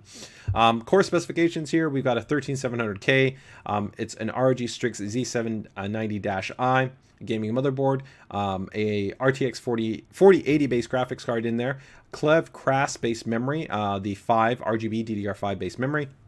We then also have a CLEV Cras C950 PCIe Gen 5, NVMe, PCIe NVMe M.2 SSD, then a Cooler Master SFX Platinum 1100 watt power supply, then Cooler Master Sickle Flow aRGB fans 120 millimeter, and then the Studio A4X, right? Deng Studio A4X. And then all the water cooling looks like it's pretty much all EK Quantum across the board. So everything from Velocity to the Kinetic FLT to the DDC to the Surface S420. And then the LCD is the Lumen 7-inch LCD, and then torque fittings. Overall, it's, you know, just the serious thumbs up. A fantastic masterclass build. There's almost not much more to say there. It's really cool and really nicely done. Let's wrap it up here with some feedback from Michael. Michael notes, loves the colors and the layout and the look. For some reason, it reminds me also of a portable battery pack, right? That goes with solar panels when used for camping. Would be nice to take that out camping. I love it. Yeah, I could definitely see that. And then right here, what a priceless job. Yeah, fantastic, right? So kudos, man. Fantastic. Amazing build. All right, let's go ahead and go into our next build right here. All right, so next up, we're going to go from, I think, let's go here to Levent. I think this is our ROG Evangelion base build. Okay, let's go ahead and take a look at this one. All right, so this is going to be ROG Eva. I think that makes sense. If you guys were not aware, we did do a ROG Evangelion based collaboration. Of course, it came out previously. It was a limited edition collaboration, and it is no longer available. But we still continue to see kind of people that sometimes either maybe they have those components or maybe they found them in the aftermarket and they put them kind of together. And again, even if you had an older build or maybe you never shared it and you want to share it, feel free to go ahead and share it with us, right? So let's go ahead and take a look at this build. All right, so taking a look right here, we can see, ooh, cool, an interesting kind of it's an interesting little bit of a hybrid that we got going on right here. So it got some cool things. So you can see actually there is some Evangelion hardware in here, But then we also have some customization. So that RYUJIN, I can tell you that the RYUJIN cooler that we had was actually the RYUJIN II, which was the EVA edition, and had a very different look than this. This is actually the RYUJIN I, but they've modded it. They've added a little bit of a paint. They've actually customized it to kind of complement the same kind of the purple and the bold bright color that we had in the ROG Gun collaboration. Then you can also see that they've got a modern have a modern graphics card right here. They did actually go ahead and cover that little portion right there, and they put actually the ROG, one of the ROG stickers, the Herculex. But I'm loving the color scheme. That was one of my favorite things with the ROG Evangelion base build. Really nice, clean, and compact. Nothing to kind of negate on right there. Some of the cool design accents that we have right there, of course. Pulling back there, you can actually see kind of a full field view of the system. Looks really cool. You added in some streamers to be able to go ahead and give you a little bit of bold and brightness, and that kind of aligns with the anime and the mecha kind of vibe. I think that makes sense. I do like that they recessed the RGB lighting right here. Part of me is torn. I don't know that I would have maybe kept the RGB lighting, or maybe I might have gone with a more fully diffused strip, so it might be more like of a lighted bar as opposed to having that little bit more of that spotlight effect. Even though I don't directly see it, I do like the installation of having it angled in so that you don't actually see the LED strip. I'm just a little bit torn on whether I like the spotlight effect, right? That part I think might be a little bit off for me, but otherwise really clean cable management, really nice theme execution. I really love the choice of the color gradient that you've got on the DRAM to kind of complement the rest of the vibe that you have with the ROG Evangelion colors, right? That's of course all tied in together with the other components, from the Thor to the Herculex to the course of the Tough Gaming graphics card. I think you're good to go. I think it could have been kind of maybe interesting to use this space. Either maybe I might have actually kept it black, but I don't think I would have needed to duplicate the actual ROG Eye. I probably maybe would have just gone with one ROG Eye. That's about maybe the only thing that I would have tweaked up. Otherwise, I'm really liking the overall execution. Really nicely, cleanly done. A really nice color scheme in terms of the overall layout as well. And that's a really nice job there on customizing the pump housing there for the actual RYUJIN. So cool little job there, kind of evolving that and taking that a little bit further. Snef goes, impressive craftsmanship, right? And painted the hero board too. So overall, pretty cool. I mean, this is definitely, it's got a cool vibe to it, right? For sure, right? If we take a look at the overall kind of just look and feel for the system, it's definitely kind of a cool kind of hybrid and synergy to see. And the cool thing is that for the most part, if you didn't probably tell somebody that it wasn't that not all the items there were kind of like the formal Evangelion based hardware, you would probably think, oh, that's actually the way that it got produced, which is a testament to, I think, overall kind of the fit and the finish. Overall, really nice, clean layout. I get some big things up from me. I like it. It's a really nice build. Let's go ahead and let me bring up the submission form right here. So give me 1 second.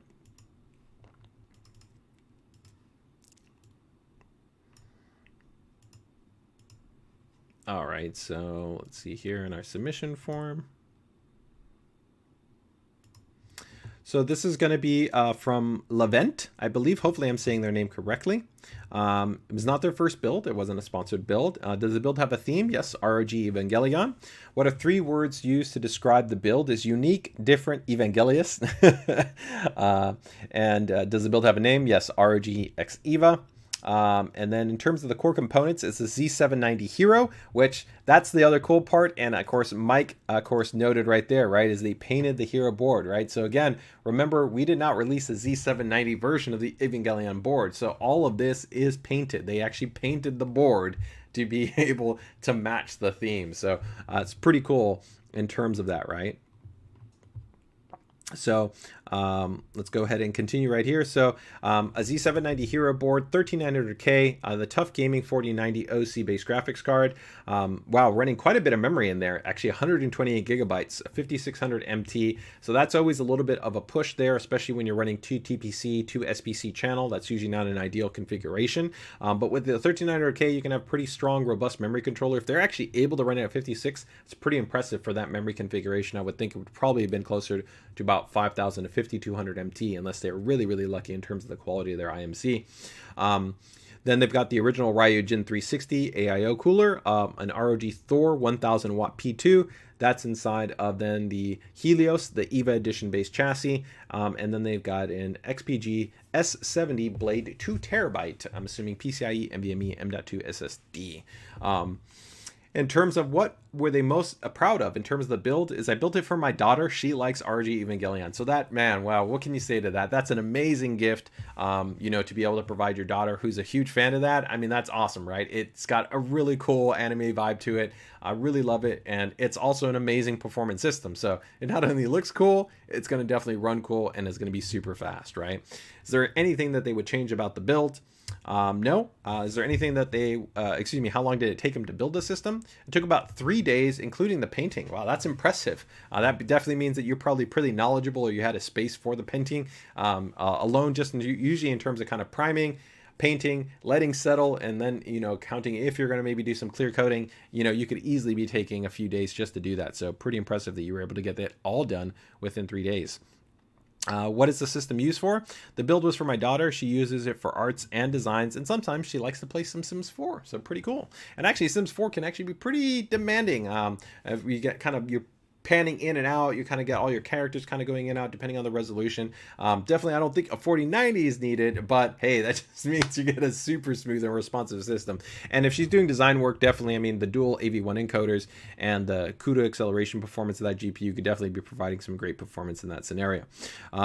Favorite function or feature that they find on ASUS products is the matrix animation. That's pretty cool. Yeah, I definitely agree. That's a really cool design feature. But overall, man, thumbs up. Nicely done. Very cool build. And I think it's even nicer that you were doing that for your daughter.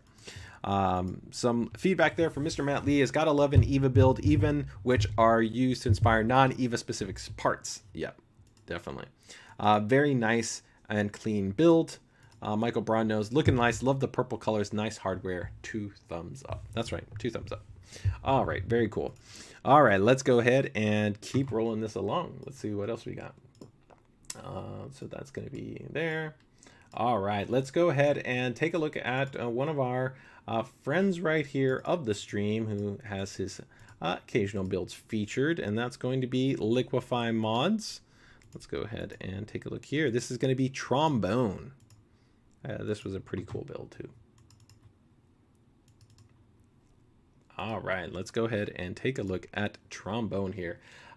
So right off the bat, I overall was really digging kind of the look and feel of this system. So I'm not always the biggest fan of distributions, right? I just find sometimes distributions, they have a little bit of a heavy kind of parallel lines. Now, of course, that can sometimes be a challenge because it can expose when things aren't kind of even and really kind of symmetrical. And definitely they can have a cool looking vibe, and I don't have a problem with them in terms of just saying that they don't have value and that they can't look cool. But sometimes they can be a little bit kind of visually redundant. And so it's really cool to see experienced builders, and even not necessarily experienced builders, and probably part of the reason why I also like soft tubing is that to kind of go for a little bit more of organic, a little bit more of kind of a different kind of approach to kind of lay things out in a way that might not always be the kind of the standard, right? And to your taste and to your preference in terms of how you want your system to have a certain vibe assigned to a certain type of look, a certain type of feel, right?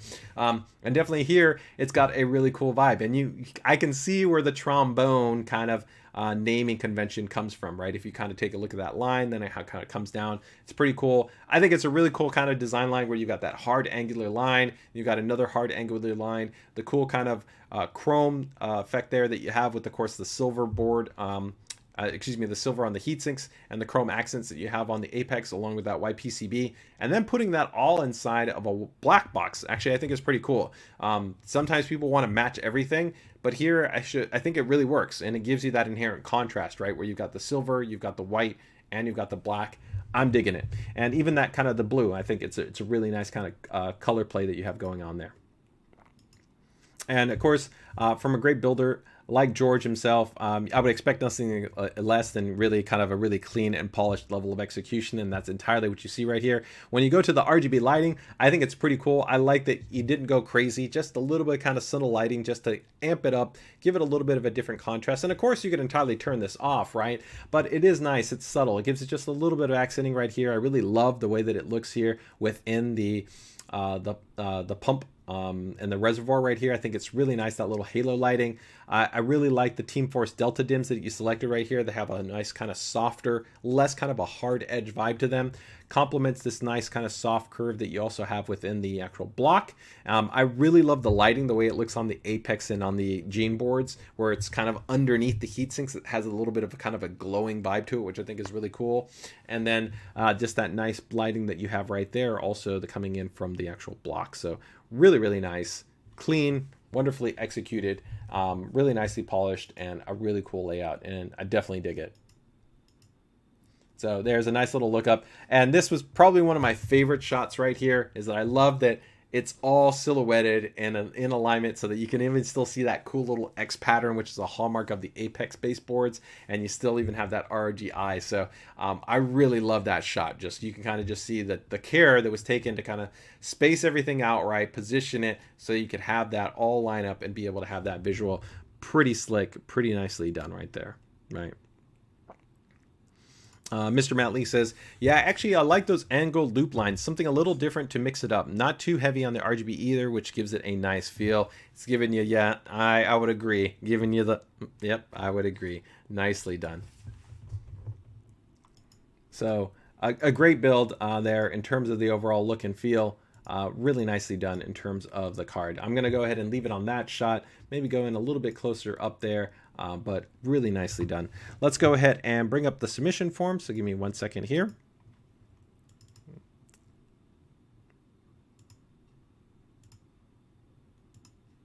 Okay, let me see. Sorry, right here. Okay, there we go. All right, we got the submission form. And this is going to be from, oh, sorry. Oh, did I bring up the wrong one? Brought up the wrong one. Okay, there we go. Okay, got it up here now.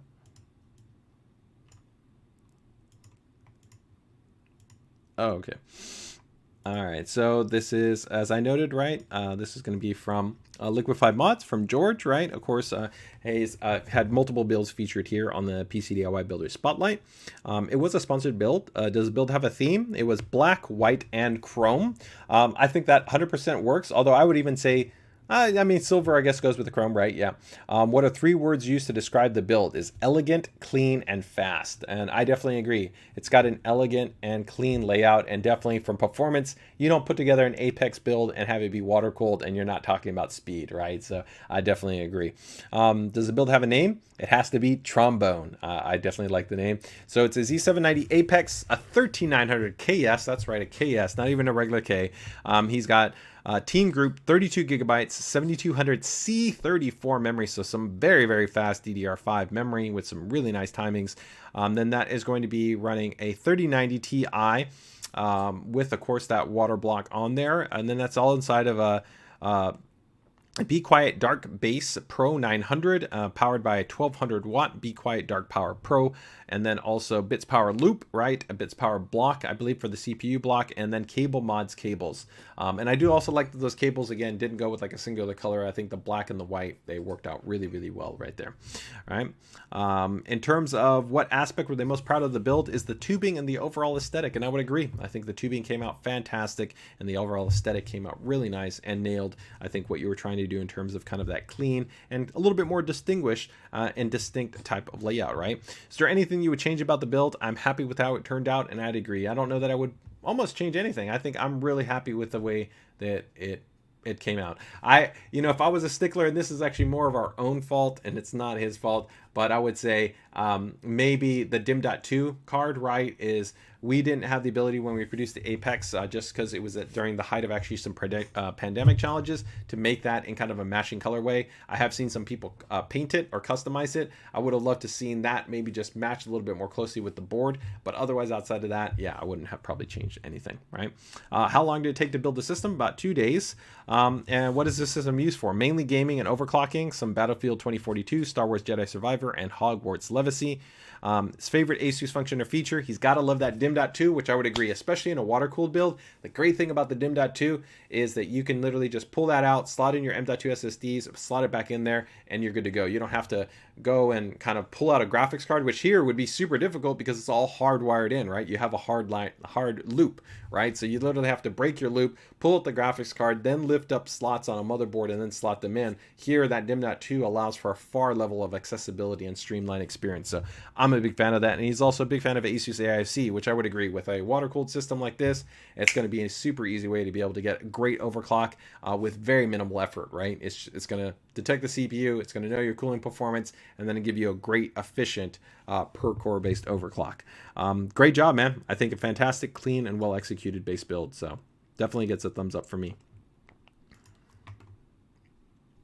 HO Computer says, I dig the flow on this one, certainly unique, right? All right. Okay, let's go ahead and let's see. I think I can go ahead and get one or two more in. So we got that one. I think we can maybe get one maybe from Snef and maybe this one from Muhammad. I believe this is Muhammad. Hopefully I'm saying your name correctly. Let's go ahead and bring this one up right here. So, well, I think many of our other builds have been a little bit subtle. We're going to bring it to RGB town right here, guys. We're going to go with something a little bit bold and a little bit bright. Might be even a lot bold and a lot bright.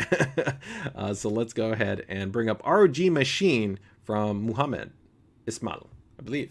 Hopefully I'm saying that correctly. Let me go ahead and bring up his submission form here.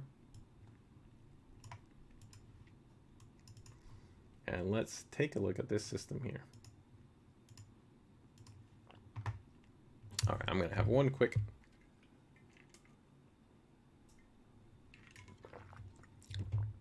All right, let's go ahead and take a look here. Oh, wow, this is bold and this is bright. Okay, so this looks like this is inside of our Helios. And definitely we've got a lot of customization, a lot of RGB accents going on. We've actually got interesting an Eiffel Tower an Eiffel Tower that is in there. It's cool though. I mean, it's almost symmetrical in terms of the extent that they've got in to kind of add in a lot of other elements that are in there. And actually that kind of can sometimes work. It almost has so much kind of going on there that you kind of balance it out in terms of kind of everywhere that you're seeing something, you kind of see something else kind of going on. And so I think that can work.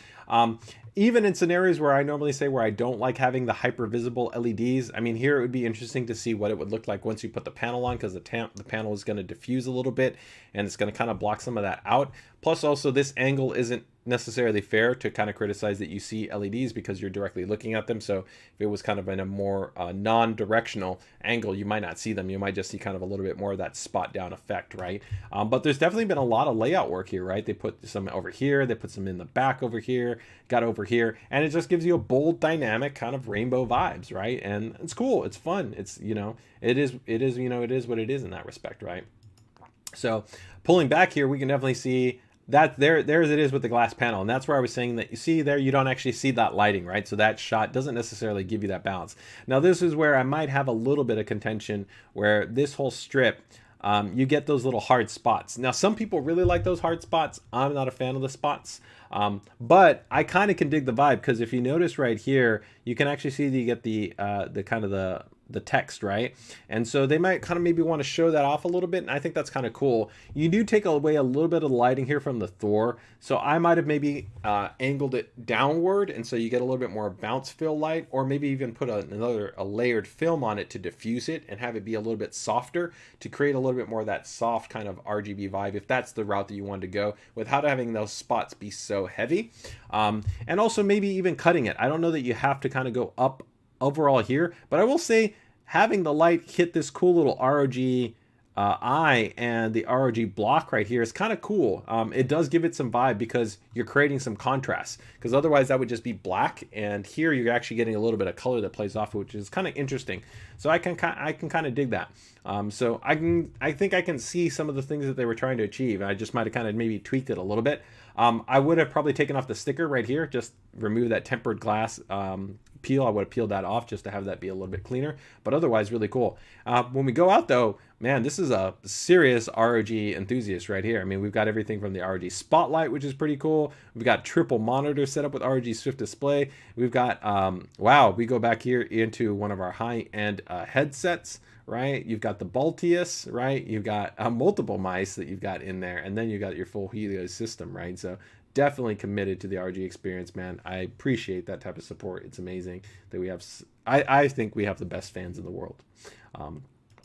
So here we kind of a little bit pulled back shot. Wow, they also have the Spotha there too. And that looks like some Hi-Fi Mins. I'm a big fan of Hi-Fi Min planar magnetic headphones. Oh, and then they even got the ROG chair. I mean, what more could you ask for, right? What more could you ask for? Right, there you go. Now this is when the party happened, right? We just went and it's like turn it all down and now brighten it up. And that's where the RGB vibes give you. It's just, it adds a smile to your face. It makes it fun. It makes it dynamic. It makes it bright. And for sure, when you throw that whole thing in RGB sync mode, it's just going to be fun and it's going to be enjoyable. So I can dig that, right? So let's see. Tech goes ahead and says, looks like a Vegas build. HO Computer saying it's the disco slot machine, right? What's mounted on the top left front side of the build? I don't know. We'd have to check. Maybe it looks like a headphone holder, right? I would be a micro-human to get into this build and dance with the techno music. It's a good one. That's a good one, right? Let's see, Mr. Matt Lee, the Eiffel Tower best have a slot in the build notes. Otherwise, I'm not going to sleep tonight. It's almost 1 a.m. and it's a lot to take in. French RODGs coming in hot. And I'm so down. There we go, man. Thanks for the love, man. I always love, man. Wow, up to date. I will say though, you know what? I give them credit too, though. If you look at this, they didn't do what some ROG users do with the Helios, where they put actually RGB fans in the front, which I think sometimes takes away from the aesthetic of the Helios, right? Where the Helios has that really cool Mayan pattern finish, and sometimes when you put the RGB fans in there, it takes away from some of that pattern finish design. So actually, I like that. Yeah, they went to town definitely on some other parts of the RGB lighting, but they actually went a little bit more reserved on other parts. So it is kind of really interesting to see. And it's not like they even went with every fan. Like here, you can see they also kept just the standard black fan, right? Where if you wanted to, they could have even put maybe something like a Helios ring, right? So not made it an RGB fan, but they could have put a ring on it, right? Something like a Lux from Fantex or something like that, right? They could have gone that route. But overall, it's cool. It's bold, it's bright, and it's definitely ROG. And there you go. I mean, now if you just turn off all the lighting and you went to the dark mode, you can kind of see. I mean, it's still a clean, well laid out system. He's definitely got stuff in there, but you know, it's like your part is like, man, where's the party at, right? You know, so where's the party at, right? So, and it's not bad. I mean, it's still actually nicely laid out. His cable management is clean and is well executed. So I'm not going to negate that, but you know, that's where the party's at, right? So let's go ahead and take a look here at the submission form. Give me 1 second, guys. And I will bring up the submission form. All right, so yeah, this is from Muhammad, and not his first build, and it wasn't a sponsored build. Does the build have a theme, an ROG theme? What are 3 words you would use to describe the build? 100% ROG. It's the ROG machine. In terms of the core hardware, we've got a Crosshair X670E Hero, a 3070 Ti ROG Strix, a 7950X. We've got 32 gigabytes of G-Skill Neo 6000 MT memory, a Thor P2 1200 watt power supply, all inside of a Helios with the RYUJIN II 360 AIO. 3 PG279Q monitors, the ROG Claymore 2 keyboard, a Spotha X, a Chakram X, and a Gladius 3, all the wireless editions, and a Baltius. The ROG Centurion 7.1 headset. He's got 3 ROG Aerion M.2 SSD enclosures, an ROG Spotlight, and the ROG Chariot core. That's seriously an ROG Steam setup. What aspect or build are you most proud of? Everything, but want to upgrade the GPU. Makes sense. I mean, he's got very high-end hardware. I mean, 3070 Ti is still a very nice card, but for sure, you know, if you're looking for higher end, then maybe something in the 40 series, right? Is there anything you would change about the build? I may upgrade the GPU, and I want to get the full version of the ROG Chariot RGB. So he doesn't want the core version. He wants the RGB version. How long did it take him to put together the build for the system? I'm collecting ROG parts since 2017. That's one of the things that's most amazing about our fans. We have sometimes people that it can take them years to kind of put together their build over time, and that's something you just have to genuinely respect and humbly appreciate. That you know, we get people that are willing to you know, put in their time, their effort, and their hard-earned money to be able to support us in that way. So it's amazing. What do you use your system for? Productivity. He does actually Corel Draw, Illustrator, Photoshop, Lightroom, and Premiere Pro. He also likes to game on the system, so some PUBG, some Call of Duty, almost every version, Battlefield, almost all the versions, Sniper Ghost Warrior, and CSGO. So he definitely is about that first-person shooter experience. Favorite ASUS function or feature is he loves the swappable micro switches on ROG mice. And I got to give you a double thumbs up for that one. Double thumbs up for that one. Fantastic, man. It's a cool, it's a bold, it's a bright, it's a dynamic build. It's fun. All right, guys, we're going to go ahead and wrap it up with one last build here and close it out. So let's go ahead and I think close it out with one of my favorites. We started the stream with one of my absolute favorites, AK Mod. Let's wrap it out here with SNEF, and we will go from there. So let me go ahead and load this one up. This is going to be from SNEF Computer Design, right? The one, the only, the Canadian Grandmaster himself, one of my favorite builders in the game. It's going to be SNEF. So let's go ahead and take a look at this guy and take a look at his Noctua base build.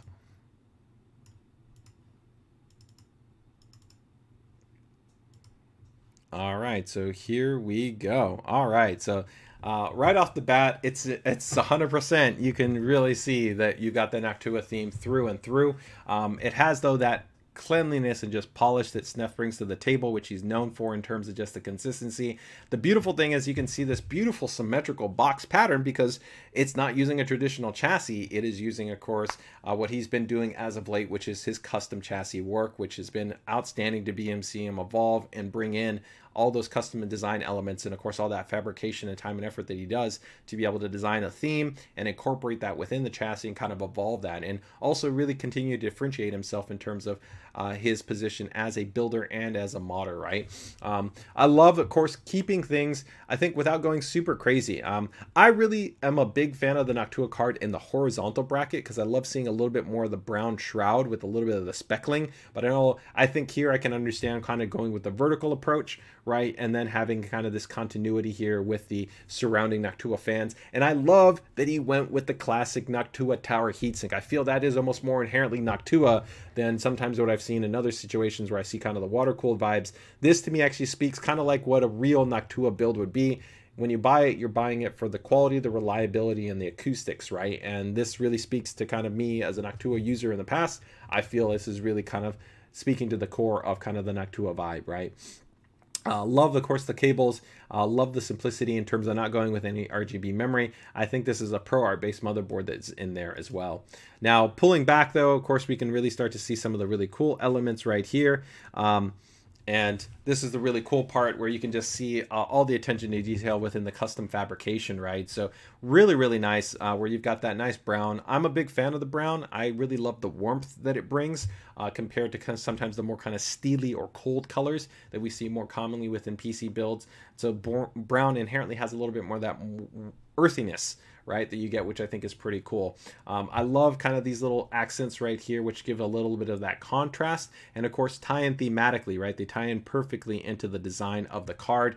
Really has that nice kind of continuity where you can see, hey, I see the inspiration from the card and I'm carrying it through to the rest of the chassis, and it's wonderfully polished. It's wonderfully implemented. I know in some of the feedback with him, I told him one of the things I would have loved to seen is maybe having the acrylic material be a little bit more matte, but he said it just wasn't possible, wasn't available. But I still think it turned out fantastic. But I think it would have been cool to be able to see slightly maybe a more kind of matte finishing to it. But I still think it looks great right here. And I love kind of the cohesiveness to tie in these elements here from the card design and bring that out into the outside of the chassis, right? And just kind of going all the way through. I mean, it's wonderfully done, wonderfully tight, wonderfully clean, polished and executed. It's just what you would expect when you get something from SNEF. Even these small attention details where you can see these nice little subtle screw attachments that look really clean and really nice. It's a beautiful build. And the kind of cool thing is that there's no kind of other panel on there, and the thing that it would probably be very much the case is this is probably a really quiet system, right? You know, you could probably keep all these fans. I mean, this card is already extremely quiet. It's going to be sub 30 dB, so it's essentially inaudible, and if all tuned right, this system is pretty much like you turn it on and it's just going to be really, really, really quiet, which is, it's almost cool to be able to kind of see everything, not have it kind of isolated from you, but have it be kind of deceptively, it's like the system's on, but it's not on because it's still so quiet, right? Really, really nicely done. Some feedback that we've got right here. So let's see, Mr. Matt Lee says, oh, Sneff, my man, you had me at coffee and cream, right? Kevin Daly says, sheesh, airflow must be amazing. Yeah, love the cable matching. I would agree. Very nice build. Serious thumbs up. Wow, excellent work, right? So Michael goes, wonder what manufacturer Noctua would think of such an awesome one-of-a-kind build, a masterclass build. I 100% agree, right? Let's see, Mr. Matt Lee says, it's like a mama owl carrying her baby owl. Fully loved seeing this build a short while ago as a huge Noctua user myself. I would agree. That's a great way to describe it, Matt. It's a great way to describe it. Overall, just a beautiful, this is probably one of my favorite shots right here. I think it turned out beautifully. Now, while there's no RGB, and I think RGB, you know, a lot of times is the expense of that, part of me almost does wish that in the nighttime, because unless you had a lot of lighting, I would have loved to maybe seen just like a soft, maybe like iridescent like thing, maybe like a little button right here, maybe on the underfill, so I could have just a little bit of brightness to see some of that, because if I'm in a darkened environment, I almost wish it, and he's done such an amazing job with some of his other builds where he has really subtle, beautifully diffused integrated lighting, where we've even seen things where he's done lighting with kind of like these inlet panels right here, to where I wish there was just maybe something, and that's only specifically like when I'm, again, in the nighttime type of vibe, right? That I would have liked. And it wouldn't even have to have been a color. I think even just having it be a white accent light would have been perfect. That's something I would have liked to see. But I think it's absolutely perfect the way that it is. I mean, again, that's totally, it's not a requirement. And it's already a fantastic masterclass build, really through and through, right? So all the way around, it's great. I mean, I don't even know where to, let's see, I guess we can go here. Yeah, let's actually maybe go with this one, and let's go, yeah, these two? Yeah, let's go with those two. Yeah, I think that works. Okay, let's go with those two, and we'll take a look here at the submission form. So give me 1 second to bring up the submission form. All right, so let's see what we got right here. So yeah, this is going to be from Sniff Computer Design, guys. Of course, if you guys are not following Sniff on his socials, you know, make sure to go ahead and follow him on his Facebook, on his Instagram. Occasionally, sometimes I think put stuff on the YouTube channel, but for sure, make sure to follow him on his Instagram and his Facebook. He's definitely one of the best builders and modders out there in the game.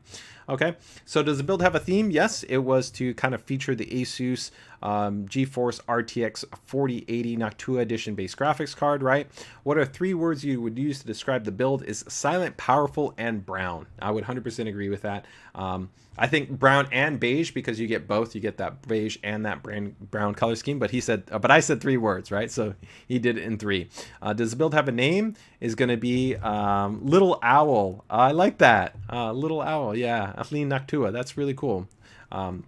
In terms of the core hardware, we've got a 12900KS ProArt B760 Creator D4, of course the Noctua 4080 edition base card, then a Noctua U12A cooler, then we've got NF-F12 fans by 4 in there, Team Group 64 gigabytes of memory in there, 4x16. It's the Team Group Classic, right? So that's like their creator line, T-Create DDR memory. We also got the T-Create Classic PCIe NVMe M.2 SSD. Then we have a Cooler Master SX850 SFX based PSU that's in there, Cable Mod custom cables, and then of course the chassis is all custom, done by the one and only fabricator and builder himself, Mr. Sniff.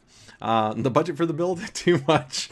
What aspect of the build are you most proud of? Was able to stay in the Noctua theme. Is there anything that they would change about the build? Maybe design the case a little bit longer to see a little bit more of the ProArt motherboard. I get what you're saying. So I think what he was saying is here is that maybe if it was out just by a couple of more millimeters, right, that would have given you the ability to maybe extend or bump out a little bit more, so you could have seen some of that IO shroud, have the fan be a little bit recessed, right?